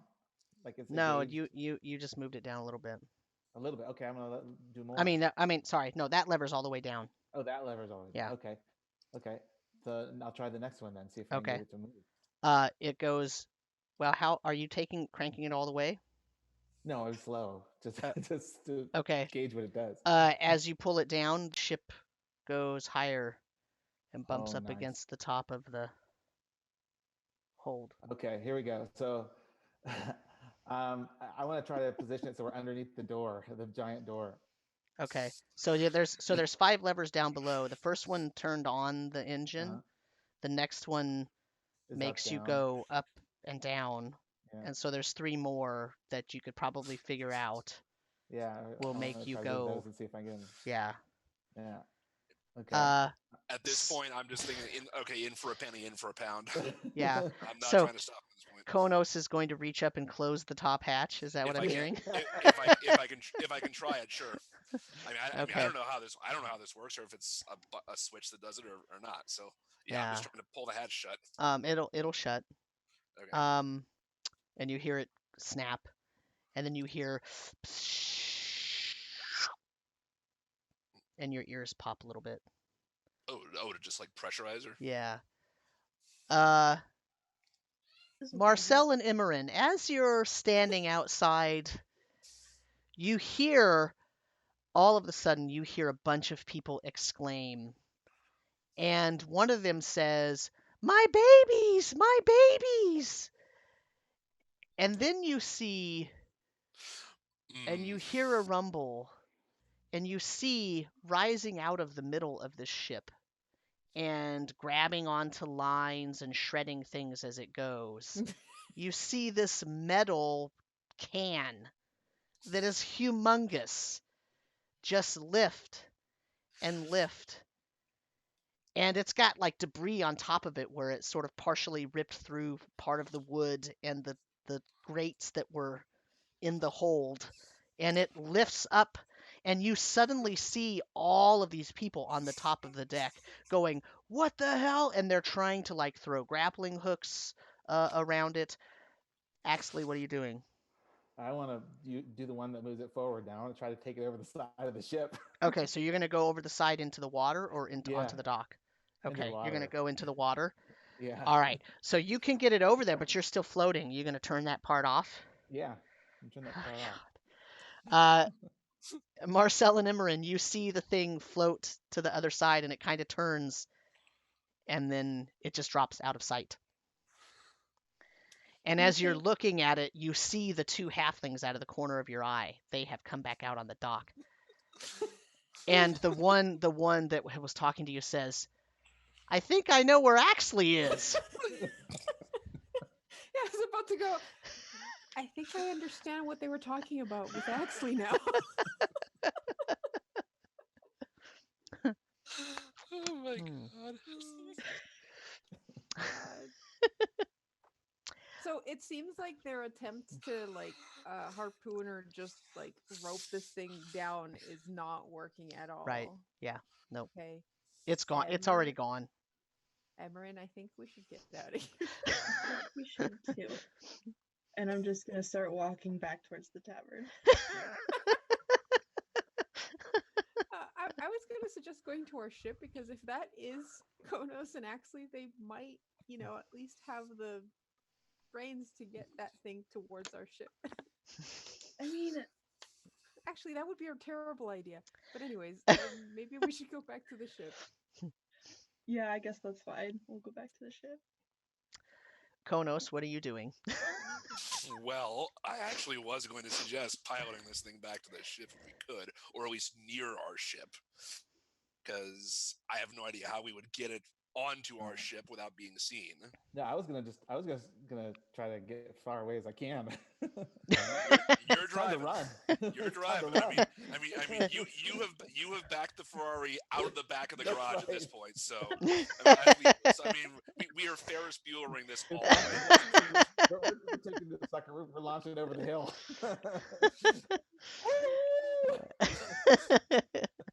Welcome to D&D, everybody. So you're gonna go out towards the mouth of the bay, and you're gonna try to go away. Okay. Yeah, So all right. Khonnos, what are you doing? Am I under the water? Yeah, it went totally submerged, and it went down 100 feet. And it still moves fine underwater? Mm-hmm. Oh, okay. I would have asked Axley to. Well, I guess I will drop invisibility at this point because there's not much point. So I'll reappear. Hello there. And you just see Khonnos just absolutely like sheet white at this point, white as a ghost. Like, what have we done? And then I'll say, like, if you can, like, message Emmeryn and Marcel and tell them where we're going with this thing. I think by now you're out of range of that. Oh, okay. I think what we're gonna do, we're gonna take it out towards the bay, out of the deep bay, and then I'm gonna turn back and I want to circle around because I want to take it like out of sight around the island to find a spot that we can like park it, hide it. Yeah, sure. And then hike back to the ship elsewhere. Mm-hmm. Okay. That's gonna probably take you at least an hour. Okay. To do that minimum. And while you're doing that, you can sort of figure out how to drive the regular controls of the thing. Yeah. I'm not going to mess with any of the levers I haven't tried yet. Okay. I'm just going to steer it. All right. While he's driving us out to a hiding spot, can I short rest to regain my spell slots? So it's really it's really dark, actually. So you might have to play with some levers to get some light. Some light. Okay. Yeah. Or go closer to the surface. Well, it's dark outside, so it's go close to the nighttime? surface wouldn't help you. Okay. So you can, if you just mess with a few more of those levers, you find that lever number 8 causes a couple of strange eye-like tentacle things to come out and turn on and shed bright light in a 30-foot radius in front of the item. Cool. Little eye Well, I stalks. definitely want to stay deep enough that like no one will see a big patch of light Mhm. moving across the water, Okay. just under the water. Yeah. Okay. Marcel and Emmeryn, you went back to the ship. You wait Yeah. approximately half hour, which is what you would estimate it would be the time it would take them to get back to the ship, and it turns out they must not be coming back to the ship because they're not there. What would you like We to have do? no idea where they went. Mhm. Honestly, I think we should keep waiting at the ship. Do we? Okay. How much damage did that do to their ship? All of it. Um, Damage. I mean, you actually have no way of knowing, but you can see by the amount of debris that was on that thing when it sort of barreled its way out of there. Probably some substantial damage, and including maybe to one of the masts. And it messed up a ton of the rigging. So they're definitely not going to sneak away in the night, which is what you expected they would probably do. They're Right. definitely not doing that now. Right? Well, they just got stolen from, and who knows what else they grabbed from the hold. So I think they're going to be out for blood. Luckily, they don't know who was taking their weird flying device. What? Um. Should we tell anybody? No.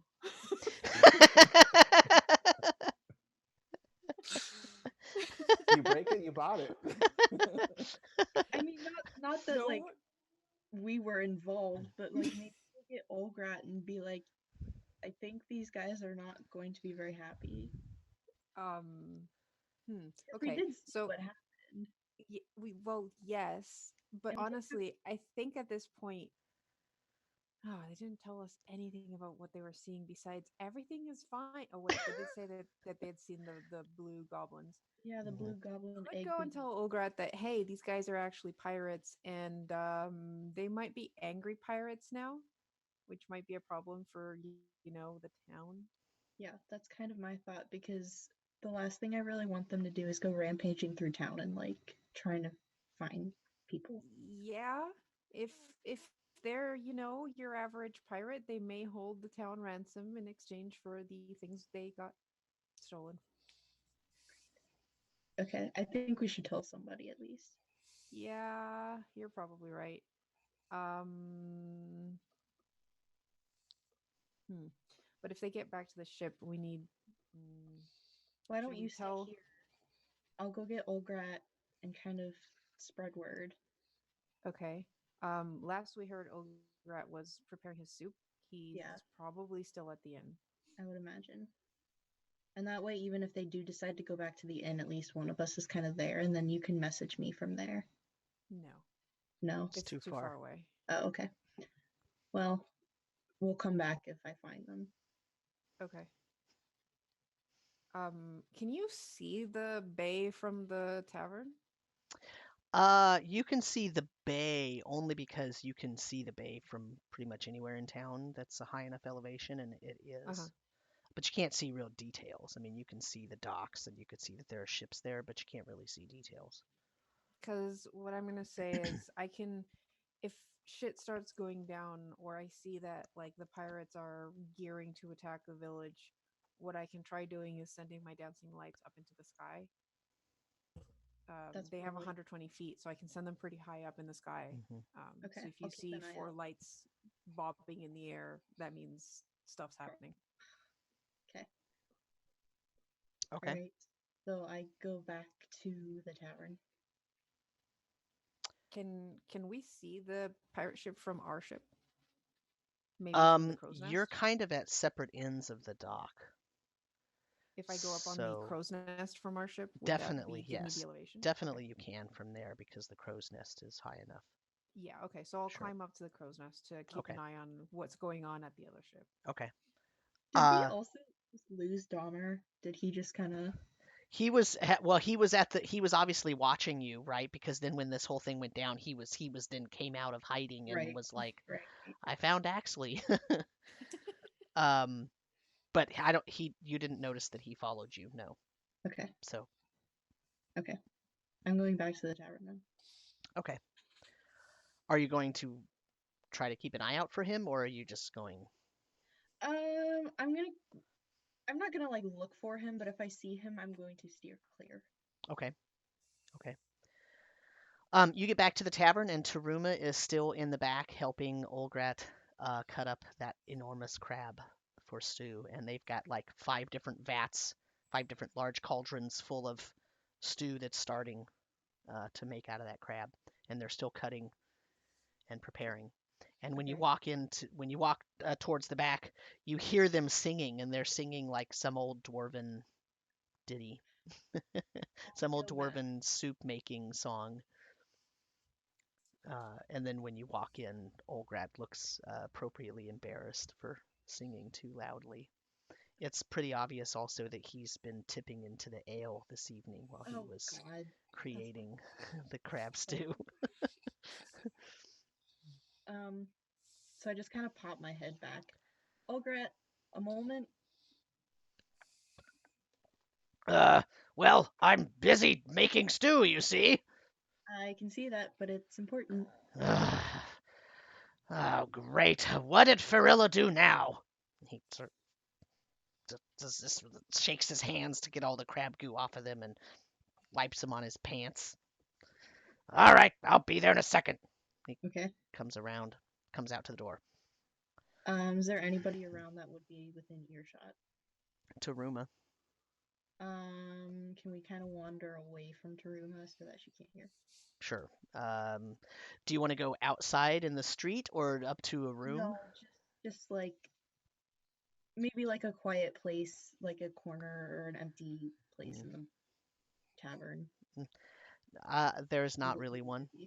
Okay. Yeah. We'll just... I mean, if you really don't want anybody else to hear this, and you suspect that Dawmer Brittlespoon is skulking around, then you're either going to want to go up to your room, or you're going to want to go back in where Taruma is. Okay, I'll just stay where Taruma is then. Okay. So we were... I don't even know where to start. We were on the docks this evening, and we had reason to believe that one of the ships at your dock is actually a pirate ship. What? A violent pirate ship. Well, why didn't Farilla tell me? He didn't know. He didn't have... They forged paperwork. They forged documents. The name on the ship and... Wait. How do you know? We've been monitoring the situation. But that's my job, not yours. Yes, but we didn't want to bother you because you were having such a fun time cutting up your little crab. So... Did you see that thing? Emmeryn takes a breath. Steadies herself. We were watching the ship, and someone must have gotten aboard and stolen some things, damaged the ship. I don't... Wait, I don't want to know that part. Okay, but I think it's important because if they come... I'm judging by knowing you. I don't want to know that part. We're worried that they might storm the town looking for whatever was stolen. Oh, for the sake of the white lady's beard, you have got to be kidding me. What did you steal? I didn't steal anything. I don't know, but there was a large contraption that flew out of the deck and caused a lot of damage. His eyes... How did I make this sound? His eyes go really big, and he says, what? Did what? It was like a huge metal, almost like a barrel, but it had like legs, and it shot up out of the deck. Legs? The deck? you just come down to the docks with us? Oh no. Taruma, what did you put in my ale? Fine. Meet me at the dock watch office. Let me clean up here and I'll be down there in 5 minutes. Okay, hurry. I spin on my heels. Hands on my temples, like, what is happening? I'm actually also, at this point, I am actually gonna go back to Farilla. Was that it? Yeah, he's at the dock watch. Yeah, Farilla, and tell him what's happening as well. And just kind of wait for Ulgrat. Okay, so you walk in, and as you walk up to the door, you see that there is a human in there talking to Farilla and yelling at him and pointing at the table and telling him, "This is a travesty of justice. We've done nothing wrong. There is no reason why we should get raided, and this is unbelievable that you would send your dock officers to come and see what was in the hold of our ship. I can't believe that you did this. I demand recompense. You are going to have to pay me for everything that was taken off of my ship, including my experiment." They both turn to look at you. And Farilla says, I'm very sorry, sir. And he's doing this with papers. He's like picking them up, and he doesn't really know where to look. And he says, "Well, now, which ship were you on again? What was this happening?" And he says, "The Swantail. We were on the Swantail. That's our ship down there." And he points sort of down towards that dock.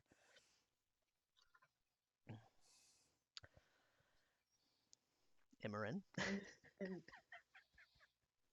kind of cross-armed at the door, but just listening at this point. Now I want you to get your boss down here right this second and sign some paperwork to make sure that we get repaid for all of this damage. I can't believe that this was allowed to happen at this dock while we were docked here. This is supposed to be one of the safest docks on the eastern portion. The guy's really red-faced. What does he look like? He is a human male with a very bushy beard, and he's bald on top. And he has an eye patch on, and he's wearing a very clean white tunic with a sort of maroon vest over it and some nice fine silk pants. He's wearing the type of clothing that you would expect from, say, a very rich merchant or a noble person, or maybe a higher up in a church. Okay. I don't like this situation at all.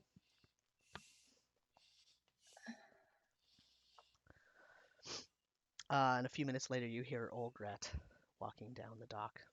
I'm gonna go stop Ulgrat. How are you going to do that? I'm not gonna like stop him, but I'm gonna go kind of intercept and take him to the ship instead of taking him to the office, because I don't want a human knowing that we know that they're pirates. Okay.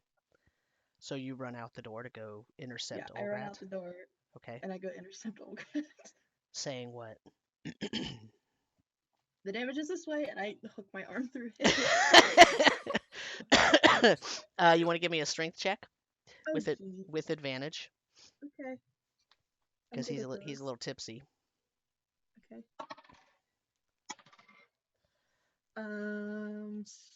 Just a straight up strength check. Yes. 12. Okay. You manage to spin him around, but he doesn't walk with you, so you sort of hook your arm in his and you spin him around, and you kind of take a step and then you kind of fall back a little bit. You don't fall over, but you kind of almost lose your balance because he doesn't move, he just turns. Yeah. What is this? What's happening now? I'm almost to the office. I told you to meet me in there. There's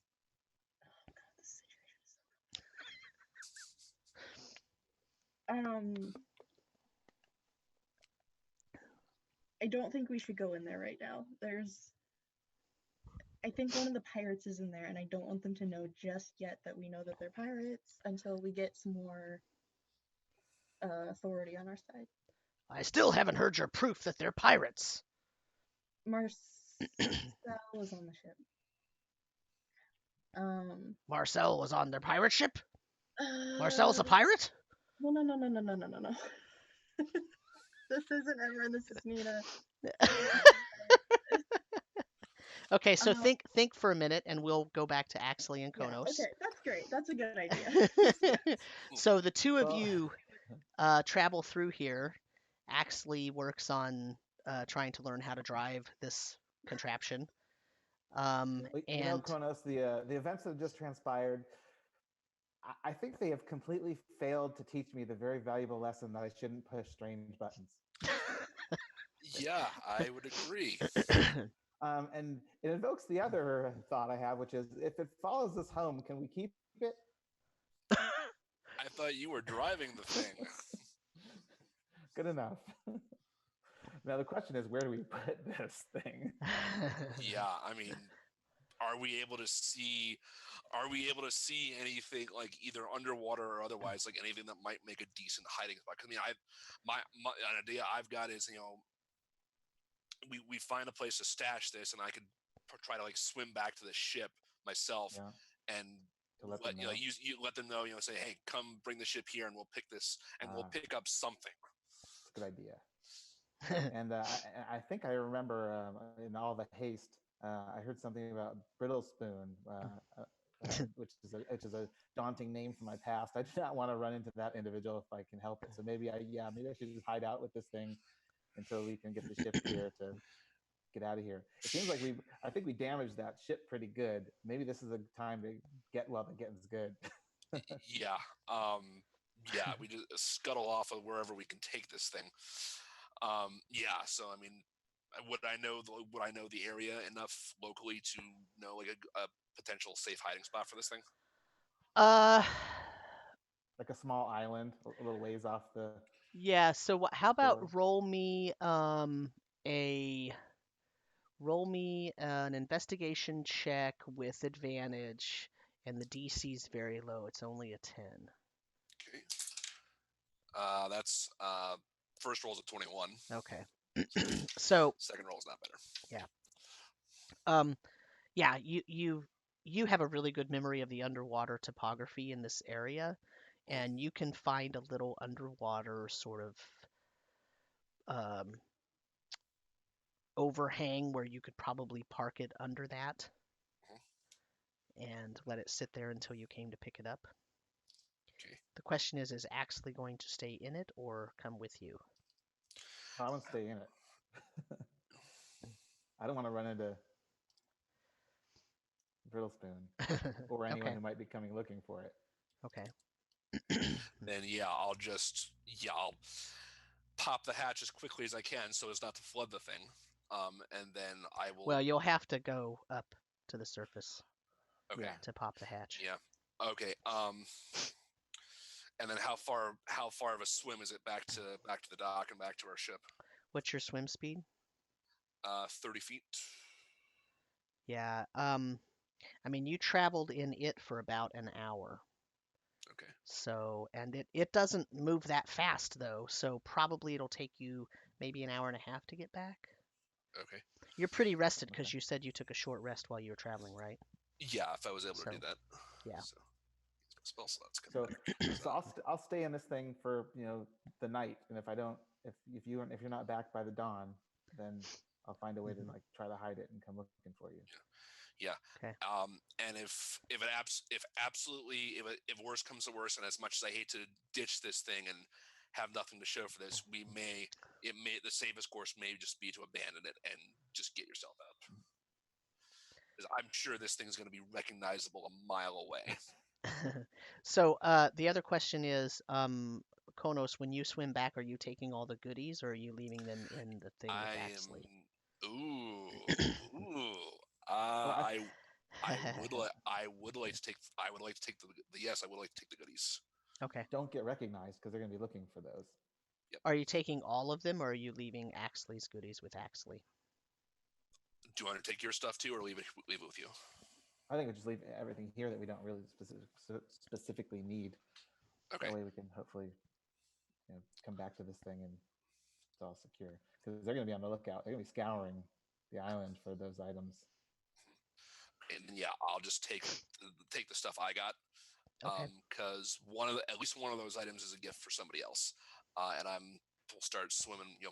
We'll surface. I'll pop out and I'll start swimming back to the docks. Okay. All right. Give her my best. Tell her we stole their supply of canned halfling. Will do. Okay, Emmeryn. Actually, Marcel. What's Marcel doing?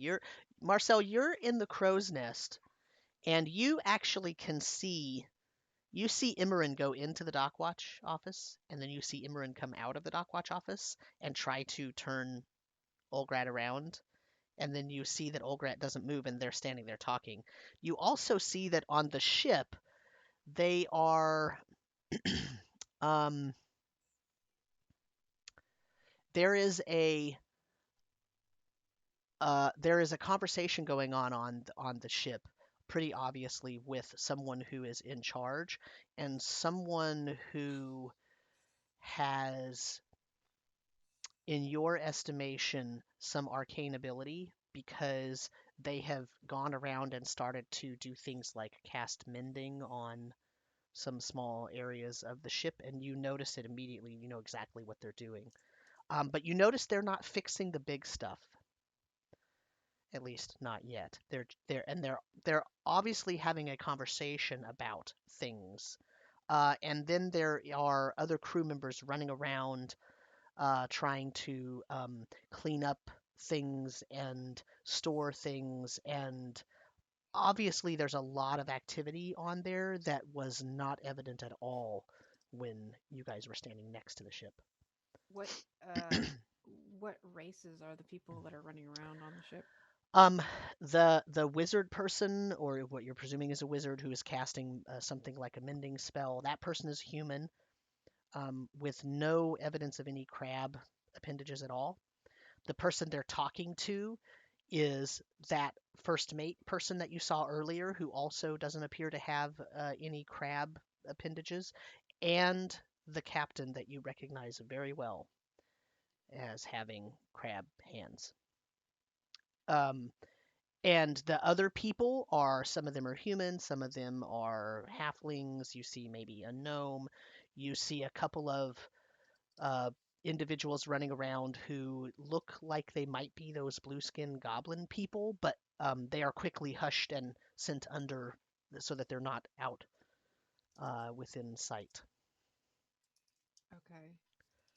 So it looks more like they're trying to repair the damage than prepare for attacking the village. It looks like it.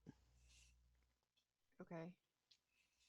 I'll keep an eye on that then. I think we would have asked if anyone on the ship spotted Khonnos or Axley approaching either by water or docks to let me know. Okay. But other than that, I'm going to keep an eye on what they're doing, especially with the captain and the first mate. Okay. And kind of switching between that and seeing what's going on with Emmeryn and the dock master. Okay. Emmeryn, you're up. Okay. I'm just gonna mostly just explain what I know from Marcel's story, and tell him that, Marcel's ship was attacked by a ship very similar to this one. We don't think that the name on the ship and the name that they've given to you is the correct name, and they've hidden a lot of the detail of the ship to keep it unrecognizable. His eyebrows go up at that. He says, "They falsely registered a ship? Well, that's against the law. They can't falsely register a ship." That's what gets them. Of course. We don't know for sure, but they've covered up a lot of the details, so I would double check with that. But I would, if we're planning on going to the ship, A, I want to come with you. B, I think we should have more backup because I don't think these people are friendly. Why don't we go back to the office? Okay. I let go. Well, of the he's latch. asking you for a reason why. You want him to go to the ship. Why don't you? Oh. If they falsified the records, then I'll need to look at that first. I mean, I think that's fine, but I don't want these people to start attacking if we are accusing them of being pirates. If they know that we know, and they're pretending to be a merchant ship or whatnot, then if they figure it out that we know, they might become hostile. Is mostly my concern. I just don't want anybody getting hurt. All right. Well, let's go to the ship then. He starts walking down the dock towards the ship. Can I see Marcel from here if I look up to our... Yeah, sure. I'm just gonna, even if I don't see them, I'm just gonna kind of motion and tell them to come down. To the ship? With me and Ulgrat. Oh, so you want Ulgrat to wait? Because he's already walking off, so you'll have to tell him to wait. I'm not going to make him even more mad. I'm just going to wave down and keep walking with him. Okay. He's walking. I'm going to kind of keep my hand on my mace and one hand on my... He gets about halfway to the ship and then he stops. He says, "Wait! Turn towards me." I turn towards him? He says, "Well, bend down. You're too tall." I crouch down. Okay. He puts his palm on your forehead like this. And he says, "I hereby deputize you as a dock watch officer at Trastenfin. By the powers vested in me by the dock watch, you are now my deputy. Is that understood?" Understood? All right, let's go. Oh god, okay. If I saw Emmeryn motioning, I'd be like shimmering down and making my way there as fast as my short legs can. Okay. Take me. Roll me a perception check.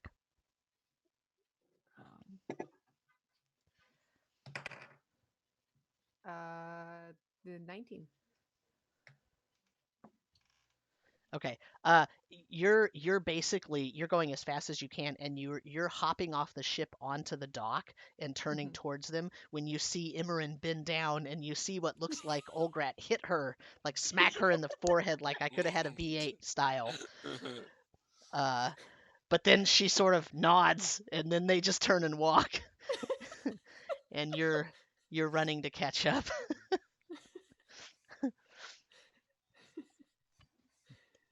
He says, "So tell me, what do you think, deputy? What do you think how should we approach this?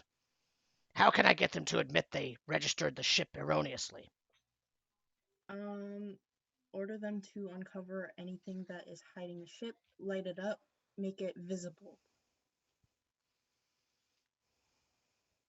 And then what if they get mad and attack us? I kind of glance behind me. Do I see Marcel? Yeah, you see Marcel running as fast as possible. I kind of shrug and I say, "We'll fight them off." No, that's not appropriate. We have to find a way to get them to admit it, or at least back down and agree to leave without actually raising a stink in town. The mayor won't look kindly on a merchant ship trying to say that we stole from them.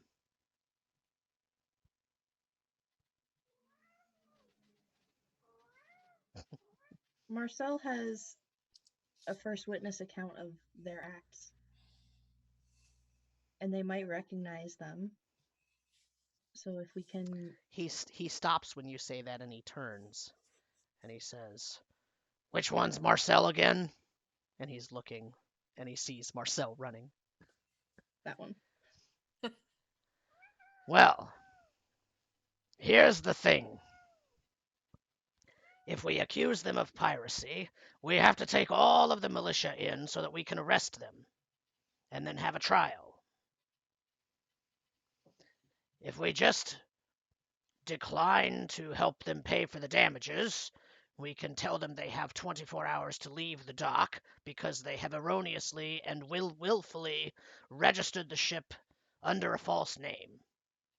That is a crime, and we can make them leave. Have I gotten there by now? Yeah, you hear that as you're running up. Okay. So I'm like out of breath. I was like, they have to tell you when they bring in a ship all their cargo, correct? Yeah, they're supposed to register it, yes. Okay. So what if they didn't? And then it got stolen, but they haven't registered the things that were stolen. Well, if they... Wait, what? What got stolen wasn't registered? That's absolutely. So if they're telling you that they got stolen from, but the things they're saying that were stolen are not in the registry, then are you really liable for it? No. If they falsified the records. So they would have to prove that, there's a problem there with the things. So even if we don't mention anything about pirates, they've falsified the name of the ship and also failed to properly identify what was on their hold. All right. Well, hold on. And he says, don't move. And he sort of slaps Marcel in the forehead. He says, you're deputized now by the powers vested in me, by the militia, blah, blah, blah, blah, blah, blah. You are now a deputy guard watch. Cool. And he actually says the blah, blah, blah, blah, blah part. He doesn't. He's a little tipsy still.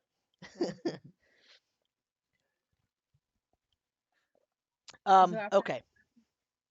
Sorry. He says, come with me. He says, we're not going to get on their ship. We're going to call the captain down and make him come to the office, okay? Sorry, I'm gonna drop the lid of my drink and I don't know where it went. You may have forgotten to mention well, he probably won't recognize me. Nah, we'll be fine. Oh, he already knows you? Well, he did sink the merchant ship I worked for and left me for dead, so... Oh, well, they didn't put that on their registration. Hand on the ship, so maybe he didn't. I mean, I'm just a Latrinian as far as he's concerned, probably. All right. Well, let's find out. He goes to the dock. He says, just stand slightly behind me and don't say a word, okay? Got it. Oh, and draw your weapons. Okay. Marcel, are you okay with letting them go? I kind of thought the whole point of this was to make sure that they're not on the seas anymore. We'll see what happens.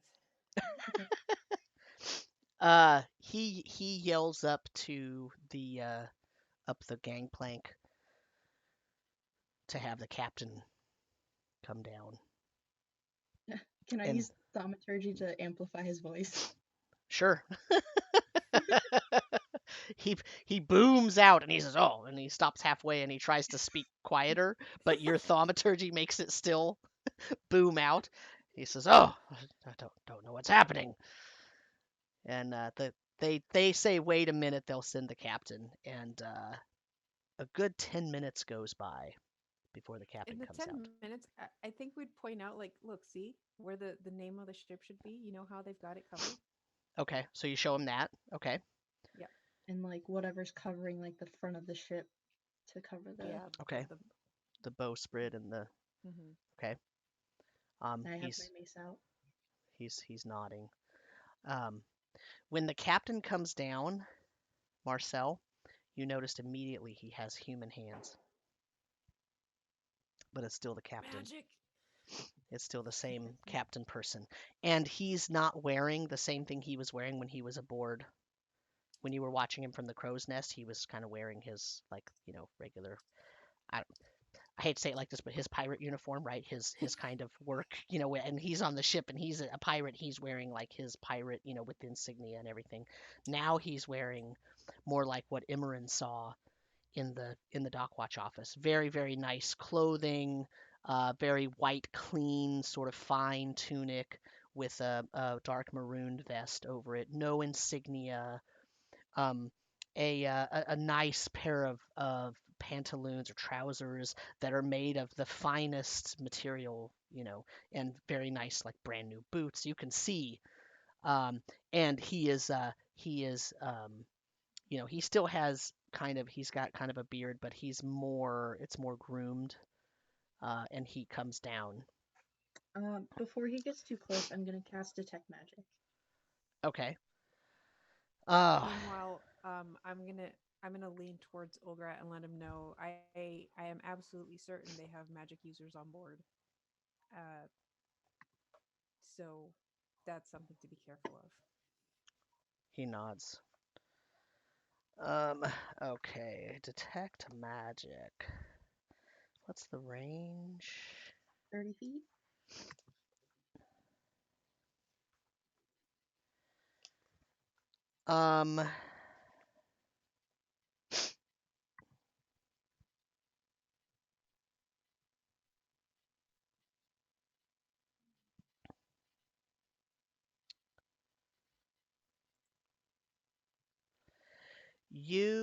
When you cast the spell, and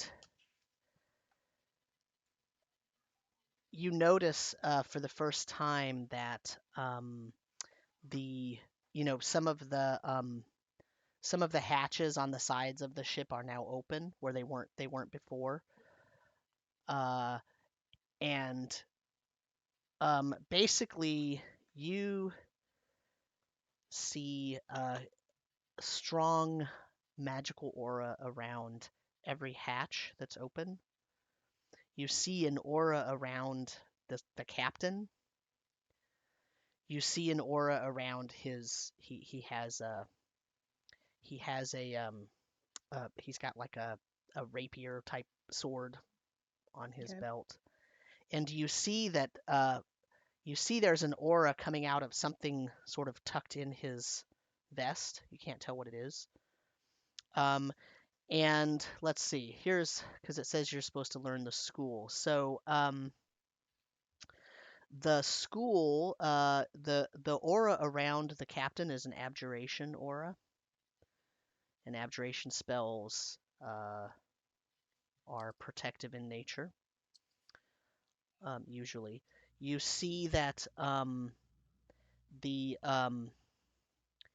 the thing that's in his vest has evocation aura on it,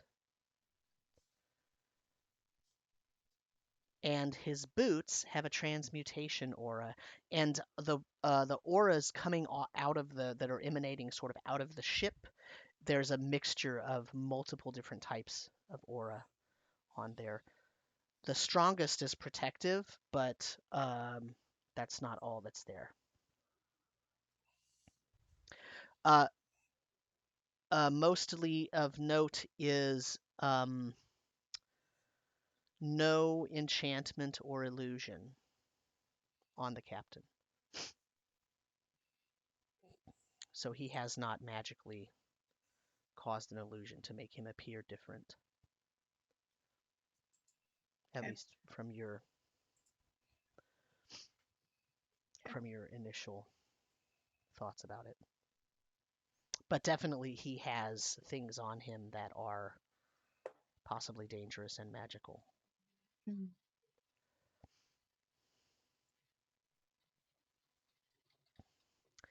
Are you going to try to pass that information to Marcel somehow? No. Okay. Anything else while he's coming down the gangplank? Kind of look out to see if we see our friends anywhere.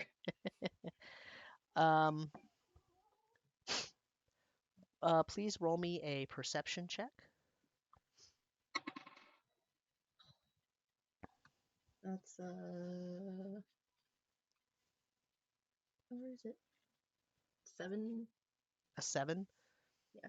Marcel, can you roll me a perception check as well? Okay. Emmeryn, you don't see your friends, but you do see the head of Dawmer Brittlespoon peeking around the corner. A 5? A And 4. a 4, okay. Yeah. I'm trying my best to not look remarkable. Okay. Not hiding, just Yeah. That's fair. Yeah. Emmeryn, as you glanced around to see if you saw Khonnos and Axley, you did not see Khonnos and Axley, but you do see sort of Brittlespoon peeking around and obviously interested in what's going on. I pointedly glare at him for a second and then turn back. He's scanning around and he finally realizes that you're looking at him, and his eyes get big for a second, and then he ducks back behind whatever he's hiding behind. Axley, as you're in the machine, are you doing anything while you're waiting? Now Khonnos has gone, and now it's been a while. I'm gonna take the time to examine the items that we got. Okay. Closely. Let me see. So when you say examine, you're just going to look at them? Are you going to try to figure out if they are magical? I mean, Yeah, I mean, I'm not going to do it inside the thing. I guess if I'm on a little island, I'm going to open the hatch and go out and just kind of go a little ways from the thing, shut the thing, and then go a little ways from it. But I just want to first just examine things because I didn't really get a good description. I mean, a sword is a sword. There's not much to say about that, other than yeah. maybe I can now take time to examine it more closely and look for any writing or any additional artistic markings. But like the discs with the writing on them, all the things that were in the little chest, those were all kind of strange. Yeah. I was looking for the attunement rules because I can't remember how long you have to handle something to learn anything about it. Oh, maybe I'm looking in the wrong spot.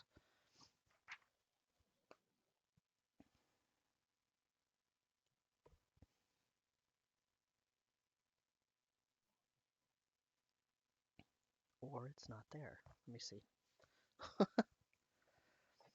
Because there's a difference between just sort of looking at it and trying to figure out Trying it. what it does. I'm not going to read it. I'm not going to read anything out loud. I'm not going to try to activate anything without knowing what it does. Learned that lesson, huh? Yeah. 2 times in one day. I'm not going to push my luck. Yeah. Okay. So here's what it says. It says,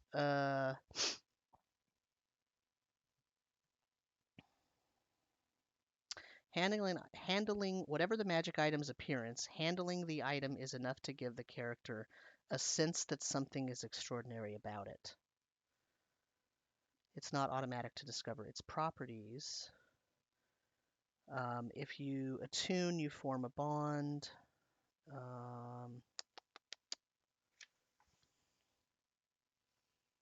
Without becoming attuned to an item that requires attunement, you gain only the non-magical benefits, blah, blah, blah. You have to spend a short rest focused on only that item while being in physical contact with it. So I can tell you the basic properties. Okay. If you then decide to spend a little more time on any individual item, we can deal with that as we do it. So which item would you like to look at first? I'll check out the base first. The mace, okay. Yeah. The mace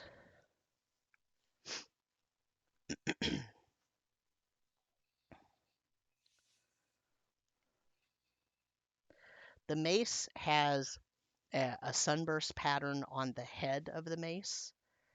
And it's a relatively small mace. The hilt, or the handle of it is made of, it looks like gold inlay. So it's made of like silver with little channels etched in it, and that's covered in gold. And then at the top there's a sunburst pattern, and then there's 3 wavy lines. And those 3 wavy lines you recognize as the symbol of Straben, who is the god of the sea. And other than that, I mean, it's weighted very nicely. It handles really nice in your hand, but you're not an expert with a mace or anything, but it feels like a very nice quality piece of equipment. Great. It definitely has some kind of magical property. You could just tell by handling it for a while, but you're not sure what it is. Okay, that's good enough for me. Can I wander around the little island? Can I find any wildflowers? Yeah, you also realize that your armor is of a magical nature. Considering it's shrunk to fit.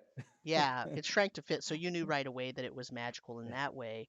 But also, you noticed when you were trying to extract yourself from the machine and then close it up and kind of hide it and then swim a little bit to the island, you noticed that swimming was very easy for you.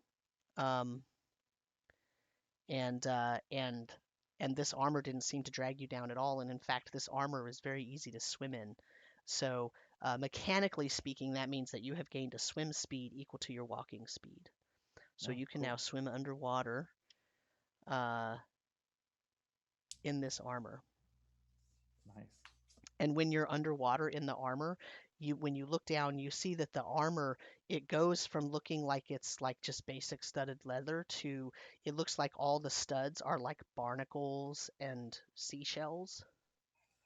And it looks blue to you when it's underwater rather than the brownish color of it when it's out of the water.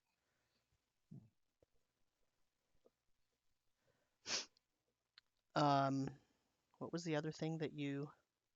Let's see. There's a sword with a knot on You it. took the knot sword symbol. with the rope knot symbol, and then you took the round iron things. Yeah.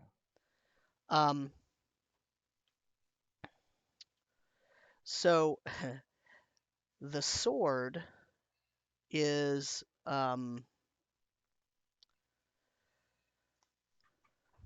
let's see, what could you learn about this? It's also obviously magical. But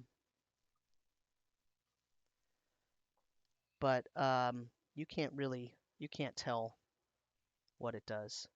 It feels really good in your hand though. Almost like it wants to stay in your hand. In fact, when you put it in its hilt and you try to let go of it, it's almost like it doesn't want you to let go of it. You can, it does, but it feels like it doesn't want you to. Interesting. And the weird sort of circular thing, parts of it look a little rusty. It's about 4 inches in diameter and it weighs about a pound. And when you stare at it long enough, you notice that the symbols that are written on it,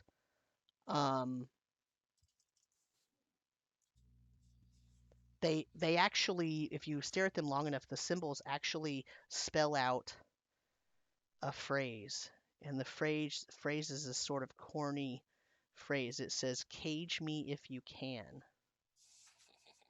And when you're not looking directly at it, it kind of the symbols kind of go back to their kind of squirrely, weird, odd-shaped things. But if you sort of hold it in both hands and you look at it, it sort of resolves. It's almost like looking at one of those, those hidden images things where if they're horrible. yeah, if they're at the right distance, you like see something different. It's kind of like that where if you look at it just at the right thing, you read the phrase "cage me if you can." And then when you're not looking at it at the right distance or in the right lighting, it just sort of looks like, pretty symbols written on it. Does that kind of is it indicative of that's maybe like a trigger phrase, like it needs to be spoken to activate it or something? Yeah, I mean that's what you would probably assume for something that's so obviously magical. It is obviously magical to you, like you feel that it's magical. Okay, well I'm not going to activate it right now. Okay. And then there was the stuff in the chest inside the barrel thing. Yes. Okay. Let's get back to that. First, let's go to Emmeryn and Marcel. And the captain is walking down the gangplank, and Emmeryn has just cast detect magic. And now what are you doing? You gonna say anything? Kind of letting Ulgrat take the lead. Okay. Ulgrat says, "Captain, we have some business to attend to at the station. And the captain sort of stops, and he straightens his tunic. And he says, well, I've already sent my agent down to the Dockwatch station to take care of this matter. I'm not sure what more help I could be. I am needed back on my ship, which has been damaged. I must say, Ulgrat, that it is a possibility that we will be asking you to help repair the damage. Whether that's in monetary gain or whether that is with the shipwright guild that I know you have in town, well, that is what will have to happen, I'm afraid. Right now we are assessing the damage and it looks pretty bad. As you know, I am a merchant, and as a merchant, my business hinges on being able to move in and out of ports smoothly and easily without damage, and without losing part of my stock. Now I've lost part of my stock. My business will definitely take a hit. And unfortunately, I don't think that my family will be very happy about that. So, I'm sure you'll be hearing more about this later. But for now, I suggest you go back to the Dockwatch office and deal with this situation with my agent. Ulgrat just sort of sits there, and you can see him. You could see the red start coming. He's getting redder and redder, and you could sort of see it growing from, because you're behind him, so you could see it growing for his neck. You see his ears get bright red. And he says, now listen here, Captain. If I request that the captain of the ship comes to the Dockwatch office, then I expect the captain of the ship to come to the Dockwatch office. Is that clear? Emmeryn just kind of like brandishes the mace a little bit. The captain says, now, Ulgrat. It appears that you are a little testy this evening, so I will be patient with you, as is needed with your kind. I will follow you. I will meet you at the Dockwatch office in 10 minutes. Let me finish my affairs here. Would you like me to bring anyone with me? Ulgrat says, no, but I expect to see you there in 5 minutes. And he turns, and he starts walking away. And he gets about 5 steps away, and he stops, and he looks at you, and he says, are you coming? Yep. He turns and keeps walking. Before he turns, I'm going to say, I will escort the captain back to the Dockwatch once he's finished with his business. Oh. Ulgrat stops and looks at you and looks at Marcel and says, why don't you both wait here then? I'll see you there. And he turns and he walks back. Spin back to the captain, cross my arms.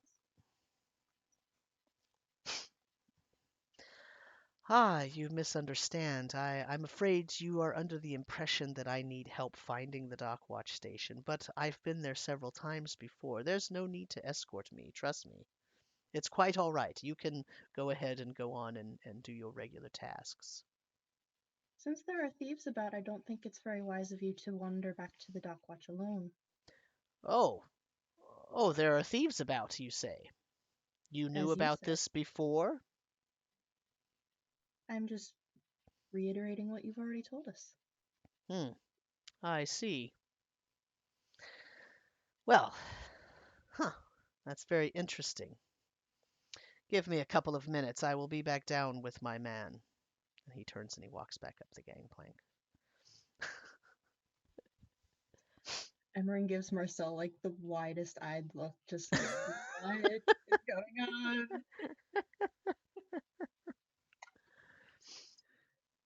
Khonnos. Yeah. Right about now, You are swimming into the bay, and you see that there is a lot of activity out on that end of the ship, of the dock where that ship was, and you Okay. see that your ship doesn't look like there's very much going on at all. Okay. Can I see either Emmeryn or Marcel by anywhere on the docks at this point? Not from where you are, because you're swimming in, so Okay. you're Then pretty low to the water. Then yeah, I would keep heading back for our ship. Okay. And once I'm there, we'll look for Marcel and Emmeryn. Okay. You don't see them. But if you search around for a few minutes just looking for them, eventually it's going to reach the point where you're on the deck and you see them walking along the dock with someone behind them. And behind that person is another person. Okay. So as after a few minutes go by, a couple minutes go by, the captain comes back down, and following him is a younger human man, and he's got like a folder kind of thing that he's carrying, and you could see that he's got like a pencil behind his ear, and he's following. And the captain says, "All right, lead the way." Okay. So you don't see that part. That's to Emmeryn and Marcel. Okay. Um, By the I time will. you see them, they're actually walking, and those two people are following him. Okay. I will. Boy, do I want to take the stuff we've got with me or not? Possession being 9/10 of the law and whatnot. I'm going to leave it. Okay, so I'm going to take the stuff we Uh-oh. found, or whatever my orders be on the ship, and then I will try to make my way, towards Marcel and Emmeryn on the docks. You're going to leave it on the ship? I'll keep Marcel's sword, but I'll leave the rest. Okay. How are you carrying it? Is it in a bag, or you have it on your waist, or hidden, or what's your... Can I try to hide it in my coat? You can hide it behind the flaps of your coat or whatever, sure. Sure. Okay. Do that. So when the captain comes down and he's got his scribe behind him, are Marcel and Emmeryn okay with that? Yeah, we'll escort them both. Okay. Though I'm not gonna push it anymore. I'm just gonna go. yeah. Don't you still have detect magic up? Yeah. Because 10 it minutes, lasts for yeah. a while, yeah. Do I sense anything on this guy? Not on the scribe, no. Okay. Okay. And he looks like a pretty normal guy. Just Apparently. Okay. Young human male. So I give him a pointed look as well, but continue on. he does not make eye contact with you. Okay. He's just busy like making sure he's got his little parchment pad of paper and his pencil, and yeah. This is gonna be tough to crack. Okay. So you You get walk- back to the dock watch station. Is Khonnos going to come out and be obvious, or are you going to hide? Let's try to stay out of sight for now. Okay. As I'll try to follow them back, but I'll try to stay out of sight for a little bit. Okay. You see them all go into the dock watch office. Okay. I'll wait like 30 to 60 seconds, and then I'll make my way out. Okay. So Emmeryn and Marcel, when you enter the dock watch office, the person who was in there yelling at the assistant Farilla, he is sitting in a chair, and Farilla is kind of standing next to him and not saying anything. And Ulgrat is behind the counter looking at a bunch of paperwork. And then you open the door and you go in, and the captain follows you in, and his scribe follows. And he says, "All right, let's get this settled. I think we have the number of the damages that were done." And he sort of looks pointedly back at his scribe, and the scribe kind of fumbles around, and he pulls one single piece of parchment out of his little package, and he says, "Here it is." And the captain takes it and sort of, he sort of does this. "All right. By our reckoning, there was at least 3,000 gold pieces worth of goods stolen from our ship last night. On your watch. Now, when we come in here and we sign in, we are signing in to a place that is protected by a dock watch. That's why we pay the fee that we do, and all of a sudden, our ship gets robbed, and that is not right.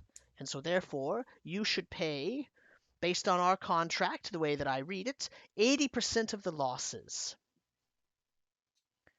And Ulgrat sort of just turns his head and stares for a minute.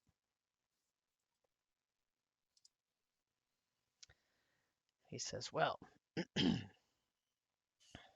why don't you tell me the real name of your ship?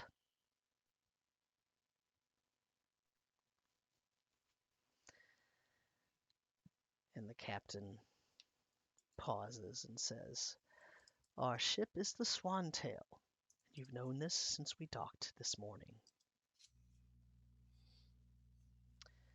And Ulgrat says, well, my deputy Emmeryn says that your ship is not actually named the Swantail. Emmeryn? We have reason to believe that you forged these documents, and you are hiding the real identity of your ship, which, as we all know, is against the law, and therefore we do not have to pay for your damages. We will ask you to leave within 24 hours. What is your evidence of this, young deputy? I am so nervous right now, my heart.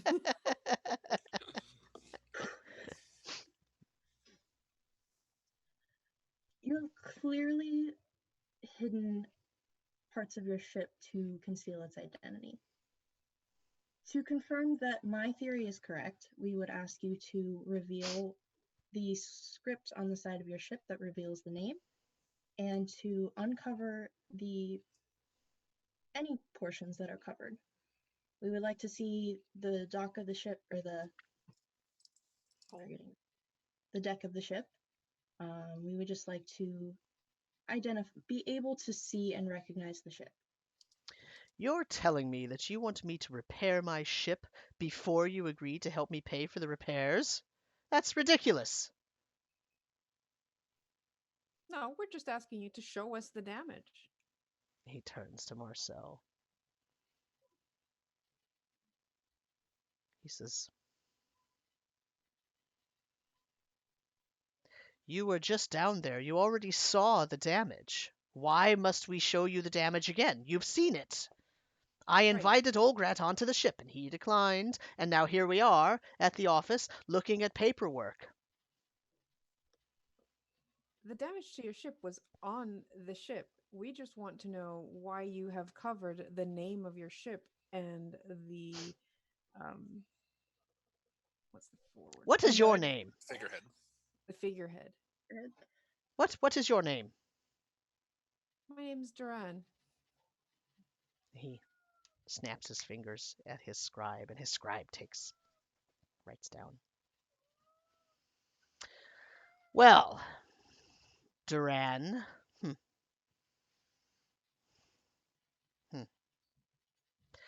All right, when would you all like a tour of the damage? I kind of peek at Ulgrat as soon as possible.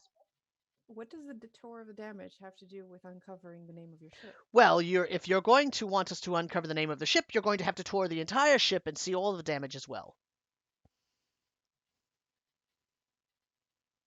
Perhaps you would like to make an estimate of how much money Ulgrat and his crew will have to pay to get my ship fixed.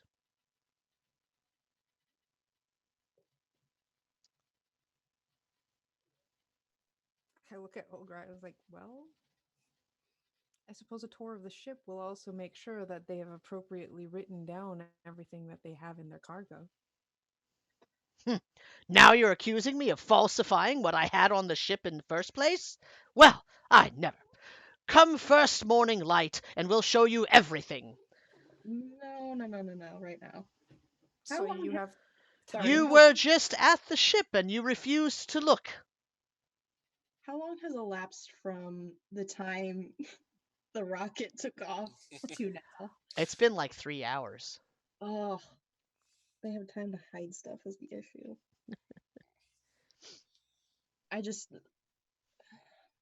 We had to make sure that your documents here were correct. We just needed to make sure the paperwork was all correct now that Side eye Ulgrat, and did they say that they had that much gold worth of items on board? I don't know if we have that documentation because didn't Farilla lose something? Yeah. Ulgrat is going through, but he's not saying anything at this point. You could tell he's pissed off. He's very upset. He says, "Very well. We'll come first thing in the morning. Be ready. When we get there, we're boarding the ship, whether you're ready or not."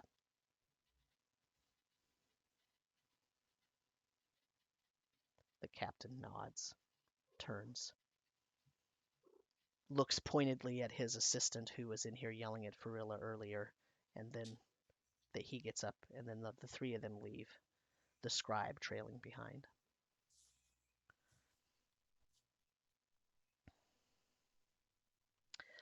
Ulgrat says, "Well, Emmeryn, Marcel, you've performed better tonight than my assistant." And he glares at Farilla. He says, "Would you like to be here for the review of the ship tomorrow? I'm going to spend all night looking for the paperwork." I doubt you'll find it. I was gonna say, I wonder, Farilla, did anybody come in here? You were here, remember? I do You had remember. already lost it by then. Oh, well, I mean, I don't know how I lost it. I didn't move anything. No. It's not possible. Who did you say filled in the paperwork? Well, they filled it in as I was standing here, and then I check it and sign off, and then they leave. And it had cargo listed. And now we don't have a list of their cargo? Right, it's blank. It's blank? Yes. Look. Ulgrat hands over the paper. Wouldn't that just indicate that they signed off on that they had no cargo? And not that it's missing? No, they're saying that I falsified the paper. That's what the second in command here that was sitting here when you got here. That's what he's saying, is I falsified. He's blaming me.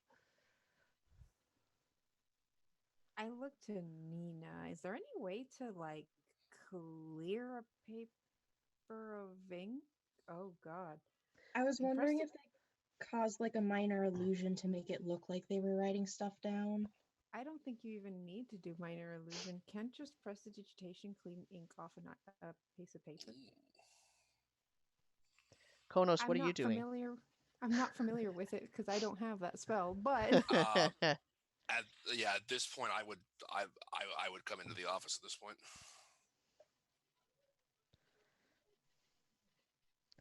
I mean, you were right outside, so you heard the entire exchange.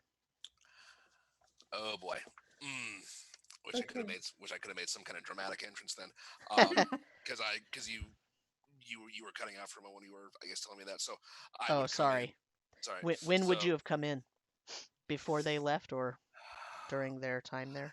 I mean, I would have wanted to come in to show Marcel the sword and say, "Is this it?" While they were there? No. Oh, okay. Well, they just left, so Yeah. I mean, this would have been your first time to do that anyway. Yeah, I mean, at this point, I don't want to tip our hand or anything that we were actually on their ship.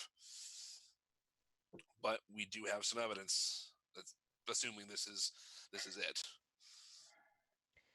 So, for the record, Prestidigitation says this spell is a minor magical trick that novice spellcasters use for practice.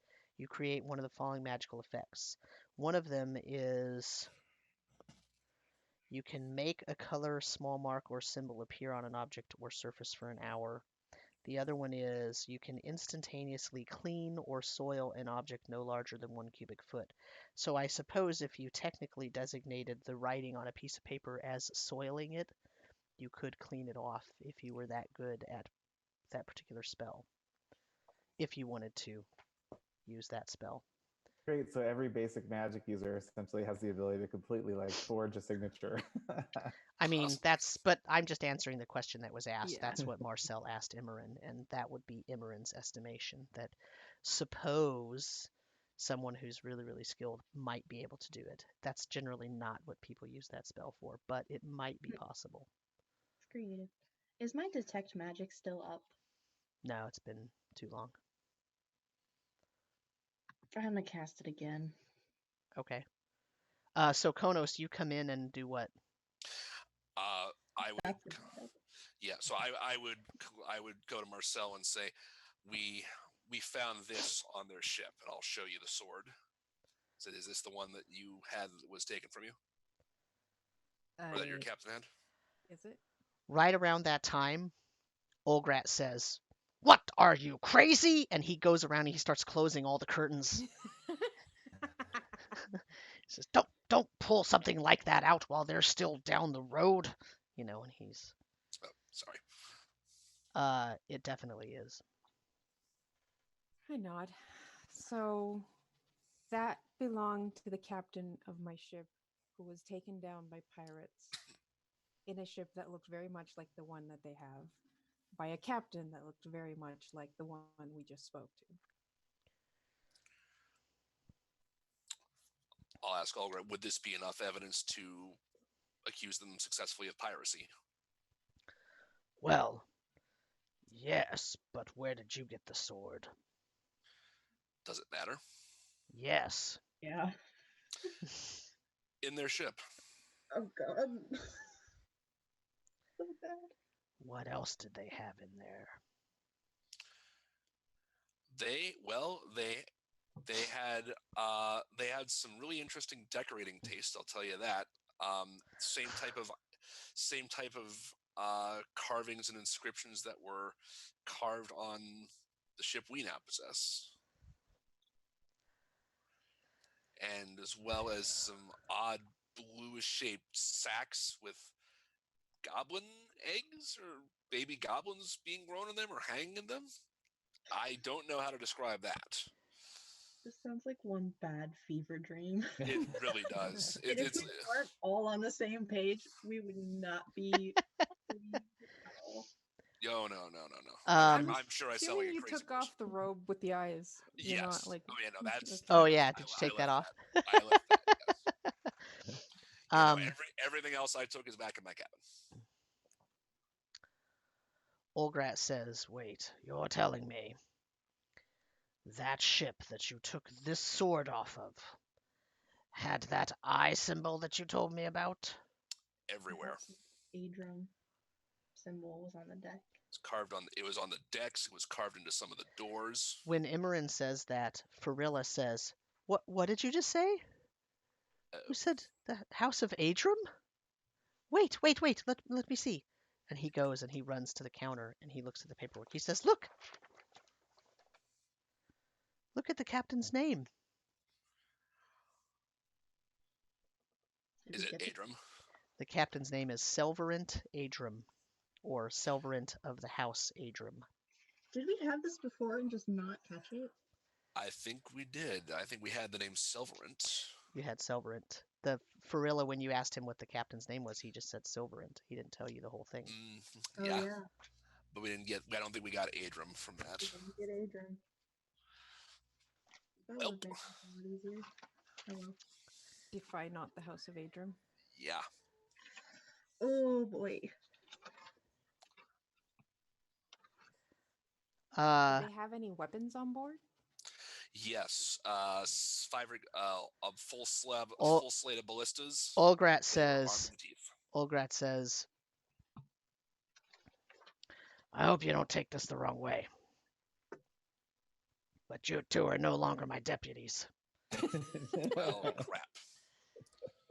Get out. You're fired. You need to go. You need to take your ship and go." It's not safe for you here.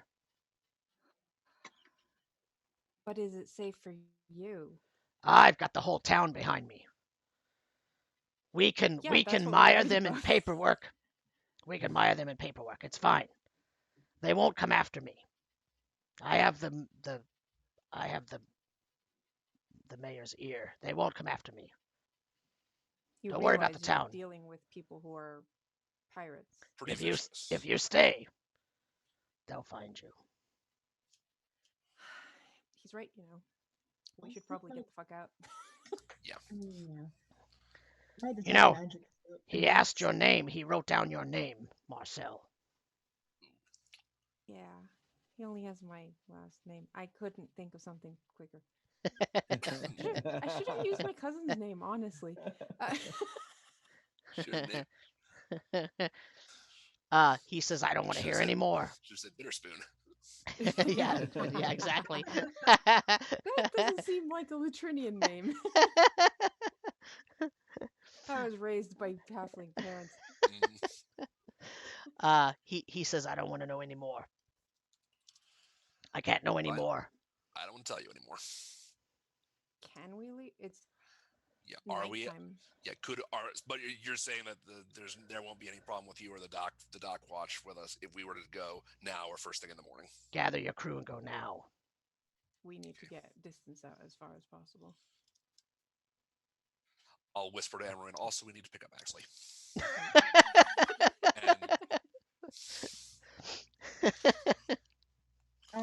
He's in many pieces. So we'll end there in terms of the game portion. God. Unless there's anything else that you want to say to Ulgrat before you vacate Trastenfinn. Oh, well, I have my detect magic up. Is there anything in here that I can sense like a residual effect of them like erasing or Residual effect of them? No, but there's all kinds of magical stuff in this building. Great, okay. You remember I that was gonna back try- room? There's like all kinds of Yeah. aura coming out of that back room. Good. May it help them in whatever comes Also, next. Yeah. Also that sword that Oh, I'm sure that lit up yeah, the that lit up. Christmas tree. Okay. So okay, so let's talk about this stuff that you got, because Axley asked about that stuff, and then let's talk about the other stuff. So here's the stuff that you got. The machine that Axley drove out of the If you can out call of it driving. yeah. I'd call it more of an apparatus myself. It is a modified apparatus of Qualish. So Matt knew what it was. That's in the DMG on page 151. It's larger and works a little bit differently than a regular one. And just for FYI, Axley got out and went to the island that was nearby, but the thing has about 10 hours of air divided by the number of people in it. So, in the chest was a small. There were two bags of holding, and then a small bag filled with something, a small leather bag filled with something. And let me see if Axley has to do something to figure out what that is.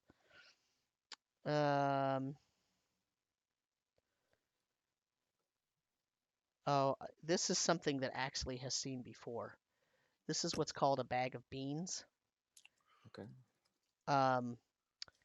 So there are I got magic beans. yes, magic beans. Oh boy. I figured he'd like I'm gonna that. trade them for a cow. Put him in a stew. Beat them. There are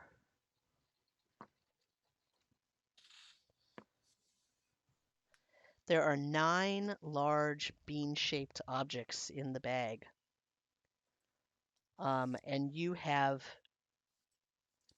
seen these used before, because halflings like to use this sort of thing for pranks and whatnot. But you've seen this type, which are slightly larger and a little more powerful. And basically, each each of the beans, first, if you dump out the bag's contents onto the ground, they explode in a 10-foot radius. What? Each creature will take fire damage if they don't if they fail a save, and anything that's within that radius will catch on fire. So basically, they're explosive beans. However, if you take one bean and you plant it and you water it until it starts to grow, about a minute after it starts to grow, it will produce some effect, and what effect it produces has a wide range of possibilities, from causing a bulette to come out of the ground, to causing a treant to sprout and take root, to causing eggs to appear, to causing pink toads to come out of the ground, things like that. So from the funny to the fabulous to the fearful, there are lots of things that could happen with that bag of Sounds beans. dangerous. Well, yeah. How long does it take to water them? Like It's just a couple of minutes. If you water it and then it starts to grow, as soon as it starts to sprout, it will then all of a sudden have this big effect. One of them says a pyramid with a 60-foot square base bursts upward. Inside is a sarcophagus containing a mummy ward. Yeah. So we could grow our own Yeah. dungeon if we wanted Yeah. to. So God. you Catch have the DM off guard. yeah. Oh yeah. So there's that. Then there is one inside that chest also was a small box filled with jewelry. And the jewelry that was in that box was some very sort of generic jewelry, like a couple of brooches with sapphires in them, 3 necklaces with rubies in them, an anklet, things like that. And then there was a necklace that had these other large sort of beads on them, and you could tell that that was a magical item. And you're not quite sure exactly what that will do, but you know that it's magical and you need to figure out what it does before you sort of play around with it. You get the sense it's not quite as fun as the bag of beans. The belt that was in the chest, it has a humongous belt buckle on it, and on the belt buckle is a scene etched in metal of some hills and trees and a couple of very large figures standing on the hills and trees. And you get the sense that that belt is magical. Okay. The chime that you found, the small chime, the sort of wind chime thing, it almost seems like a tuning fork. You played around with it, and you learned that it is a chime of opening. Oh, nice. Okay. And then there was a smaller box. Oh, there was a cube-shaped item in there that I Is it a told you button or was something? covered with sigils. It's actually missing some pieces. You can tell that it has some chunks missing from it. I will describe it to you. It is about 3 inches square, and it radiates energy, and you could tell that it's magical without even having to put any kind of effort into it whatsoever. And each side, all except one of the sides, each side has an interesting arcane symbol on it, and they are symbols that you recognize are often associated with the different plateaus. So one of them is a symbol that is usually used to denote the green plateau. One of them is used to denote the dark plateau, and one of them is used to denote the common plateau. And one of them is not a complete, the side is not complete. It's had pieces taken out of it. So it's Would that be inactive. the blue plateau?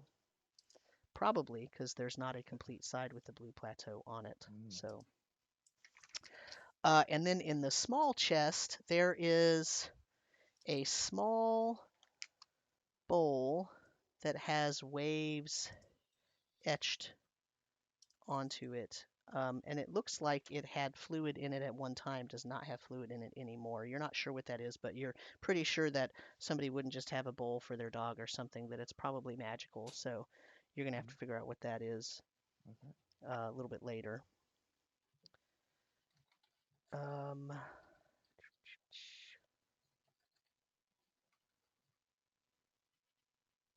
There's also there was a small box in there, and it has 12 candles in it. The candles are red. They're tapered candles, so they're wider at the base and they taper to a point at the end. And they have the eyeball symbol that you've been etched all over them. And so the candles are red, and then it's sort of etched in, and then in black is the eyeball. And at the base of the candle is the symbol of the eyeball that you first saw with just the sort of spikes on it. And then above that, in the next row, slightly up higher on the candle, is the eyeball symbol, but with the stems extended, like the second picture I showed you. And then in the third level, it has that as well, but it looks like there's almost a pattern etched into the stems that come off. There's like a black and white pattern, difference in shading. So it has has the same eye symbol, but it's slightly different. It's modified as it goes up. There's 12 of those candles, and you're quite sure they are magical, but you're also quite sure you don't want to light one of them when you're by yourself. Yeah, I don't know exactly. Okay. Okay. And then we talked about the sword that you had. We talked about your armor, the mace, and the circular iron thing. So I think that's everything for Axley. And then Khonnos picked up that sword that Marcel's captain had. That thing's magical. Marcel now has that. And let's see, is there anything you know about this?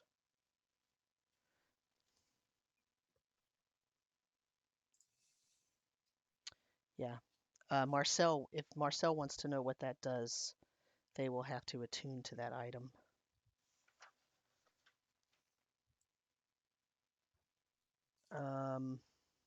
Khonnos also picked up a javelin with a lightning bolt etched onto it.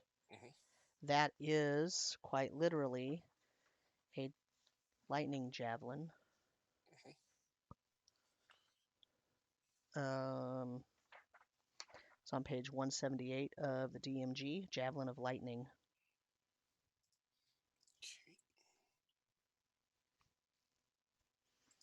The problem is there is no command word etched onto it. Oh, okay. And then that eye robe that you have is actually a lesser robe of eyes. Yeah, I was actually going to give the javelin. Say that again. I was going to give the javelin to Emmeryn when we had time. Okay. And then the trident. Yeah, this I would want to attune to. Yeah. For sure. So if you attune to this, I'm going to have to send you the information because it is not directly out of the book. It's modified. Okay. So I will send you that over email. Okay. But when you attune to this item, it takes on the exact hue that your coral has in it. And there is a spot where the trident blades come out of the haft of the trident. After you attune, there's now a spot there that your coral piece exactly fits into. Okay. Yeah, I would, just affix it or insert it into that. So it melds seamlessly. Ooh. On the other hand, you can take it out if you want to, but when it's put in there, no one else can even see any kind of dividing line between those things. Okay.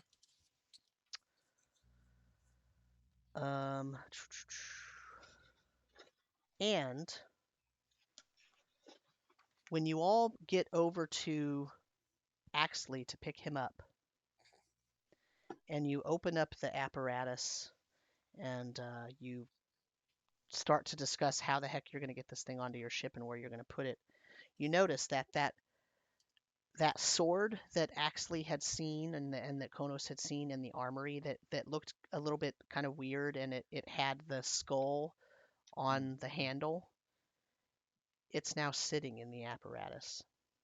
Oh. I don't like that. That's not good. We got a hitchhiker.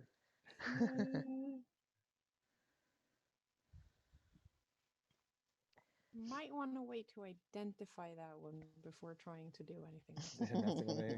I'd want to identify all of this stuff. For Oh sure. yes, but I mean before trying to attune to it to know what it does. Yeah. Oh, yeah. Oh, absolutely. Welcome back, everybody. Look what we found. So let's talk. I know we're running up next to the end of the game, and we didn't really do a debrief this time, but I do want to do a little bit of a debrief because let's talk about what you think about tonight's session, and then where you want to go after this. Okay.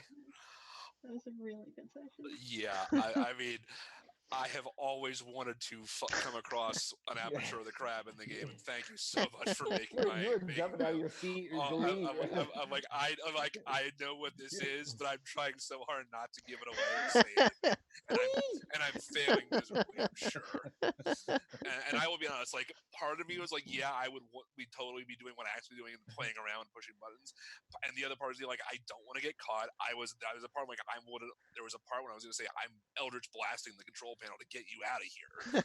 So I'm like, okay, people are coming. Let's go. Oh, it's moving now. Okay, well, okay, here we go now. We'll see where this leaves us. So yeah, wow.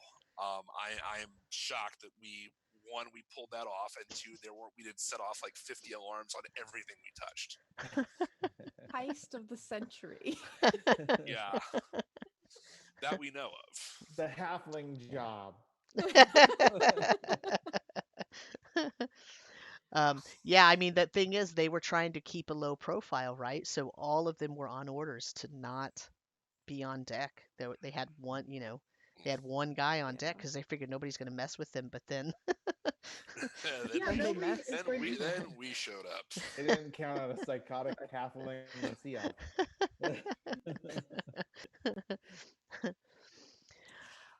But so having said that, now where would you like to go after this?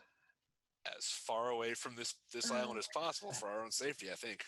I mean, we're definitely going to Calport.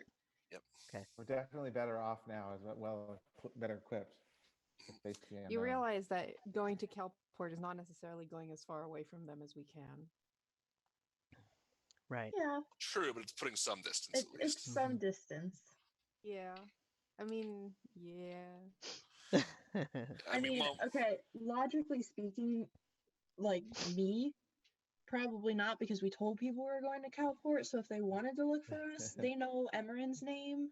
Yeah. They'd be like, oh, where's Emmeryn going? Oh, Calport, okay. But Emmeryn's gonna go there anyways because that's where her mom is, so it doesn't matter in her mind. And honestly, in terms of Marcel, it's kind of the same deal. It's like these guys know we stole their shit or are going to put two and two together eventually. Yeah, they'll figure it out. They're gonna come after us if we're going to Calport and they are actually the House of Adrim or know of the House of Adrim, so no Calport. They will absolutely chase us down.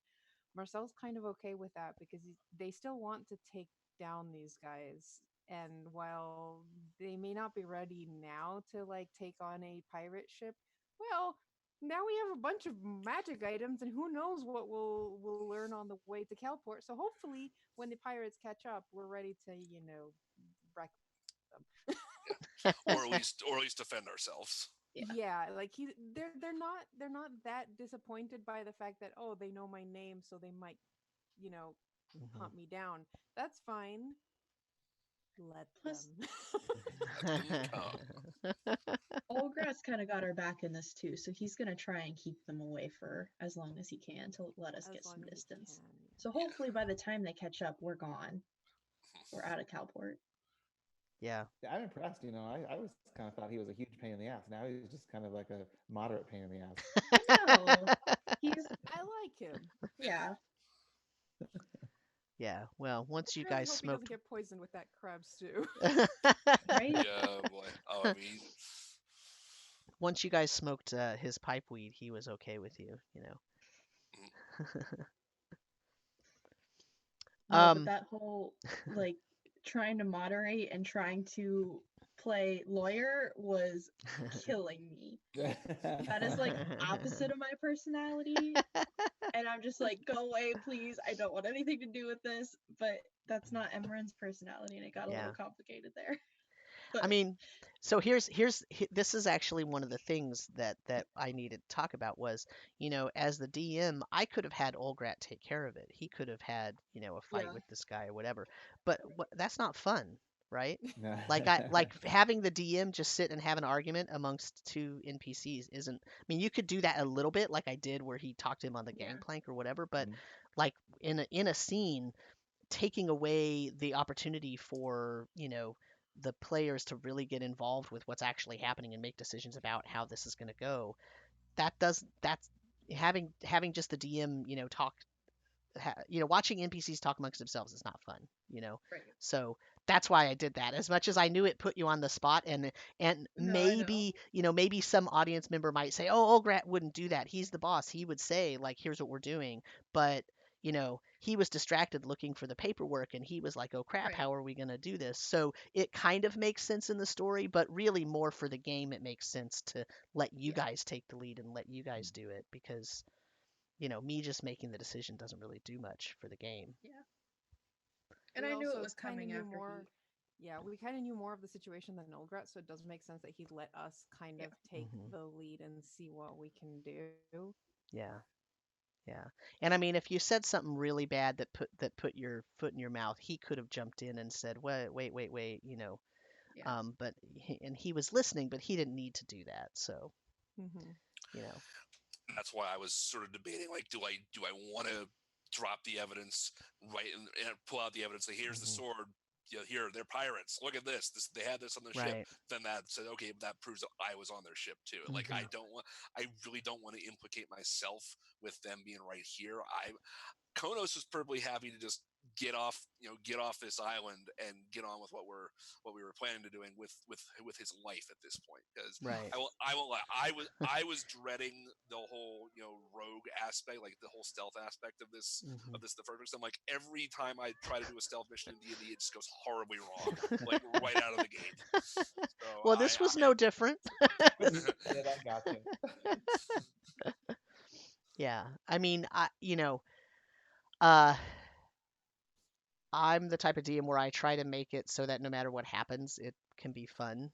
So even if it had gone totally wrong and you completely botched, if you rolled natural ones on your, on on everything, on your stealth checks and everything, even though you're invisible, you might make a lot of noise or whatever. yeah.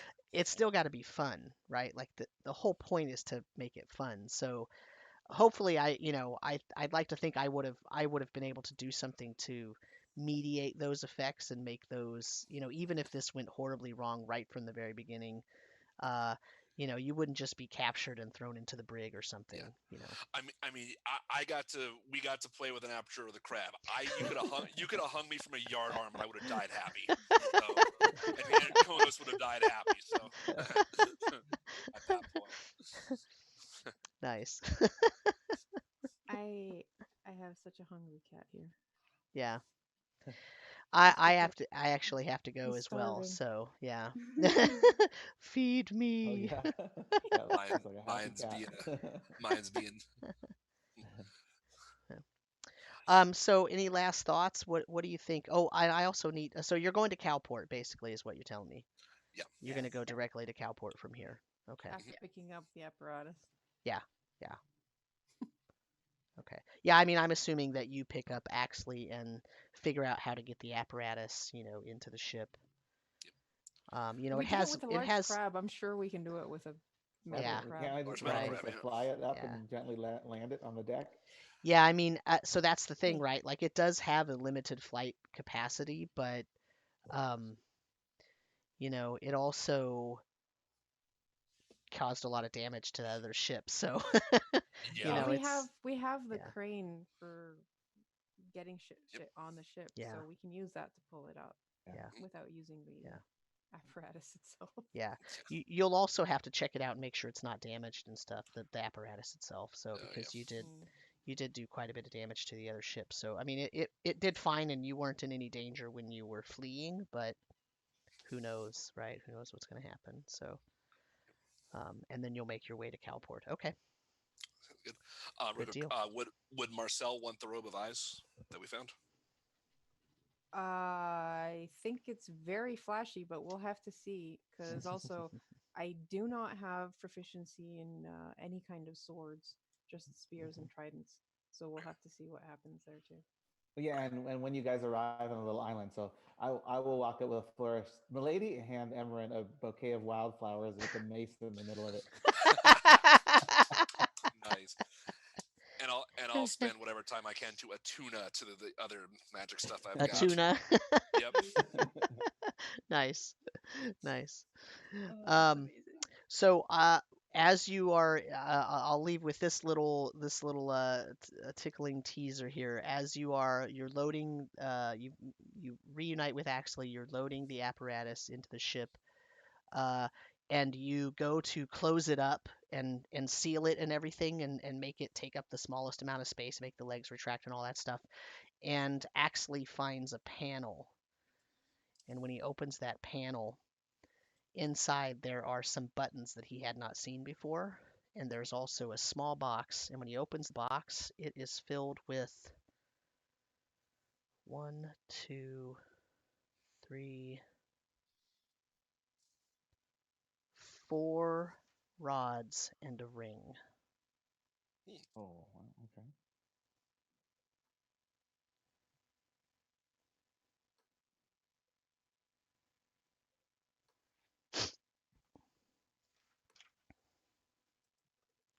So 5 buttons,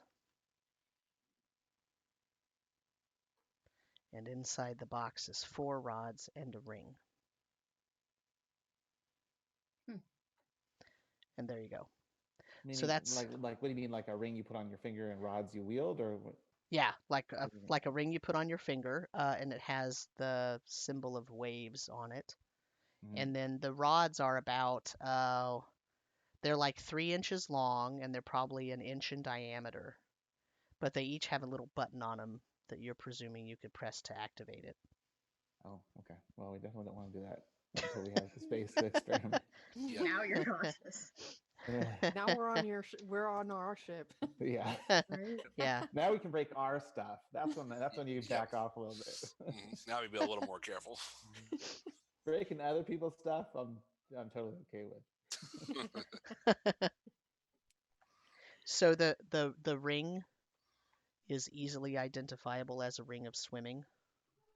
Oh, cool. And so right now the only one of you without a swim speed is Emmeryn. Yeah, Emmeryn should totally get that. Yep. Okay. Thanks. So I'll take that off this list here. All right. 4 rods with buttons.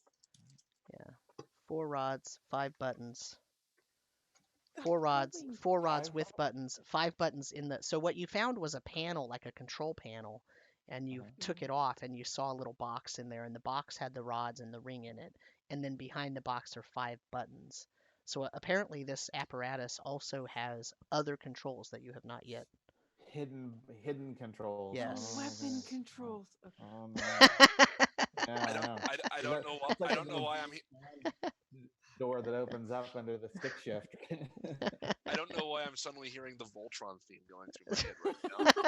I'm sure that's totally coincidental. As long as I don't have to think in Russian to activate the weapon control. Well, you notice that the face of the buttons have the same little carvings on them that cube has. You know, the cube that had a carving for each plateau. Oh, God. Oh. Oh, no. Ooh. Really bad. That can be real bad.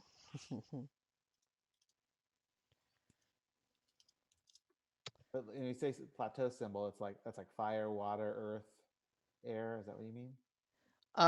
Well, That so what that designates it's not plateau? really. It's more like it's an arcane sigil, but that arcane sigil, when it's written into magical writings or into official documents, that arcane sigil represents the different plateaus. So there's one for the common plateau, there's one for the green plateau, there's one for the blue plateau, there's one for the dark plateau. There's two there that you don't recognize because you don't know about the other plateaus.